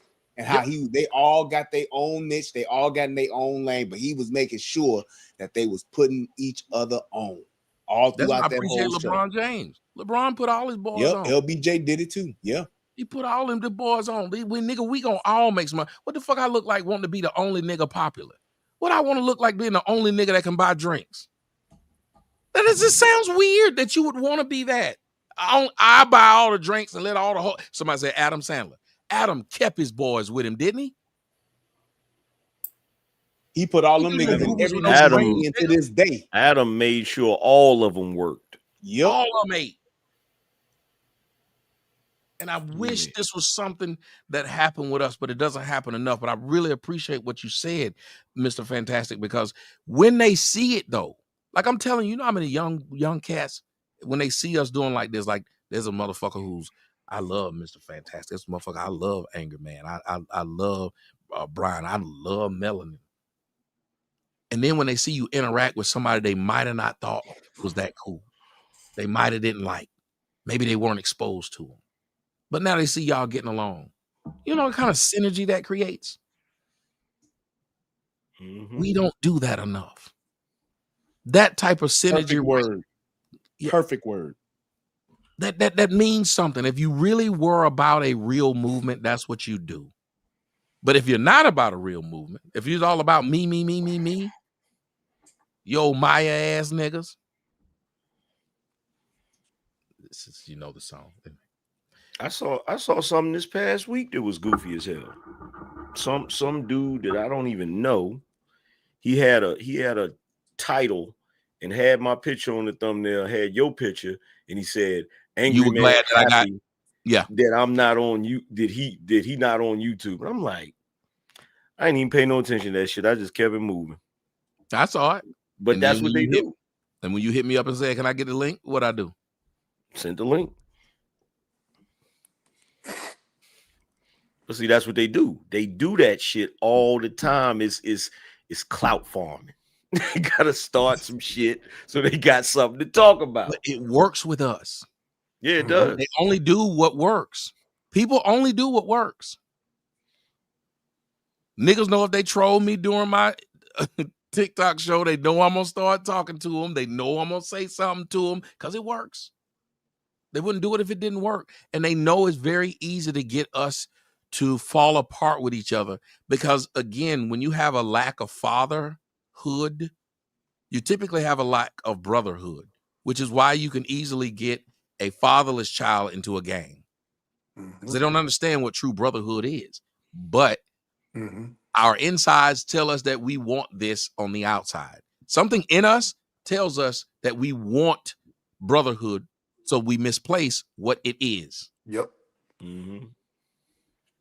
They got us. They say all the same shit. Go ahead.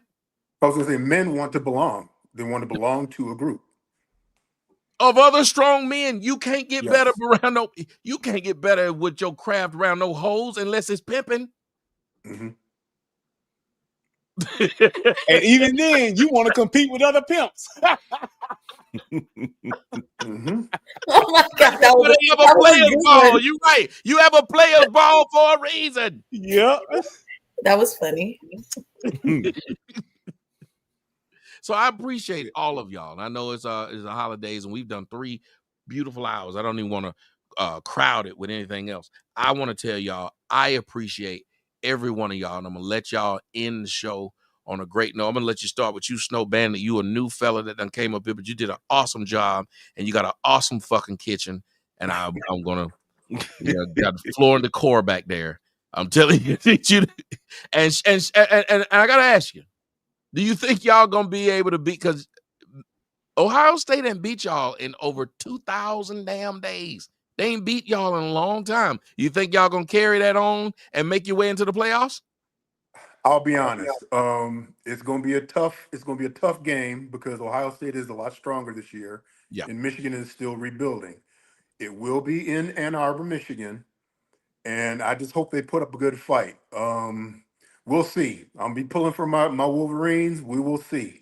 I think y'all might be able to catch them because if you think about it, Ohio State, are they that good or have they played that soft of a schedule? Yeah, that's the other thing I was thinking too. They've played somewhat of a soft schedule, so we'll see. We will see. Well, I like chaos, so I hope y'all fuck around and win. I want to see. I like shit thrown into chaos. But I want to thank you for coming here. Give a shout out to whatever it is you like to shout out and what your thoughts are of being up here. Well, Tommy, I want to thank you personally for allowing me on here. I first caught you back on Fresh and Fit when you got in that fight with that chick. Oh my gosh. Yeah, she was totally in the wrong. But after that, I was hooked because everything you were saying made sense. And it reminded me of a lot of the conversations that my father and I had about when, I was growing up through the 70s. And we went from, I guess you could say, the black side of town to the more suburban side of town. We're ostracized by both sides, both black and white, always talking about, hey, why are you talking white? When all we were trying to do was just emulate Martin Luther King Jr. and Malcolm X. Anyway, I just want to close by saying that one of the things that I found out recently, because I was watching another YouTube content creator, is he covered a book called The Black Bourgeoisie. It was written in 1957 by E. Franklin Frazier. Eventually, I'm going to get this book and read it because the problem that we see with the disconnect within the black community has been going on a lot longer than what I believe a lot of people today understand. One of the things that I believe that will bring the black community back together, or even bring communities back together in general, is one of the things that my father said was the problem is there isn't an inspiration from a cohesive family organization that gives young people, both men and women, a purpose. One of the things he suggested was if a kid cannot go to college, they should spend 2 years either in the Peace Corps or 2 years in the military. Because that will give them exposure to other cultures. This will give them purpose. They won't feel like they're less than because they weren't able to go to college. And they would have a better sense of, I guess, the rule of law, instead of just thinking that their only way out is either a sport or selling drugs. And I'll leave it at that. And community. And there's a place where they do this at, and I only know this because I worked for a company and spent some time over there. Israel. Mm-hmm. Yep. They do that. You have to serve your country. Doesn't matter who you are, you gotta spend some time. And that makes a damn difference. It does. A lot of black kids today don't have, as you said, a purpose. That is very difficult when you're dealing with, especially a boy, because one of the main things boys want is a fucking purpose. Let me go to my man, Brian. Yeah, I just want to say thank you, man, to the panel. It's an honor to be on here with you guys. Tommy, man, as long as I've been around you, brother, the amount of just camaraderie, brotherly love, and all that good stuff, man, that you've shown me, I just cannot go without acknowledging that enough, just to, continuously say that what you were talking about from that synergy thing, the things that I've been able to learn from you and just with the other brothers, this is a great thing, not a good thing.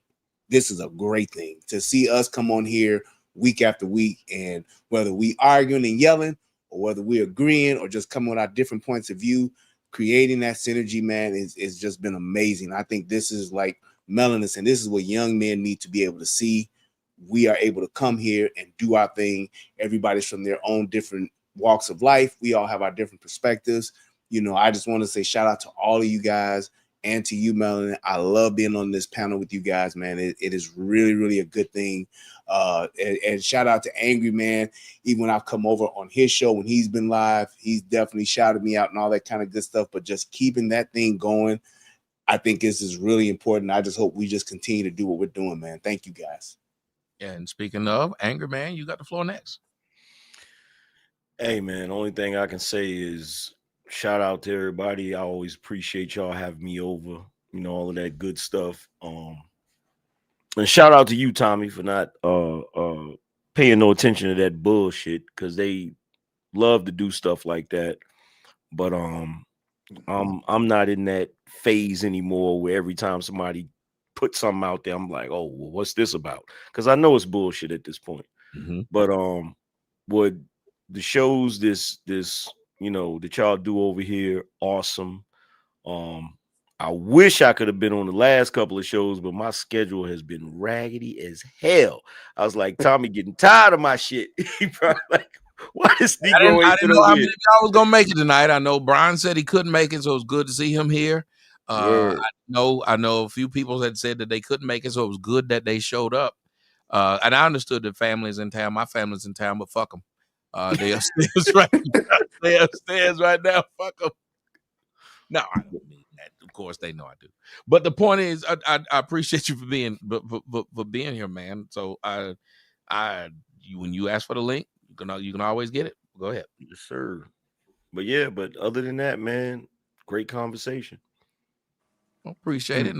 Mr. Fantastic. Yeah, man. Greatly appreciate being up here, man. Like I said, a lot of great conversations and things that's being said. And hopefully people are getting something from it. All right, perfect. And then I'm gonna let the lady of the house take us home. Young lady, reason I let you go last is because you brought a lot of this home of saying, hey, I'm a woman, but I understand, I can see that there's a problem. And especially when you said, hey, they not only talk, this is not a problem with the masculinity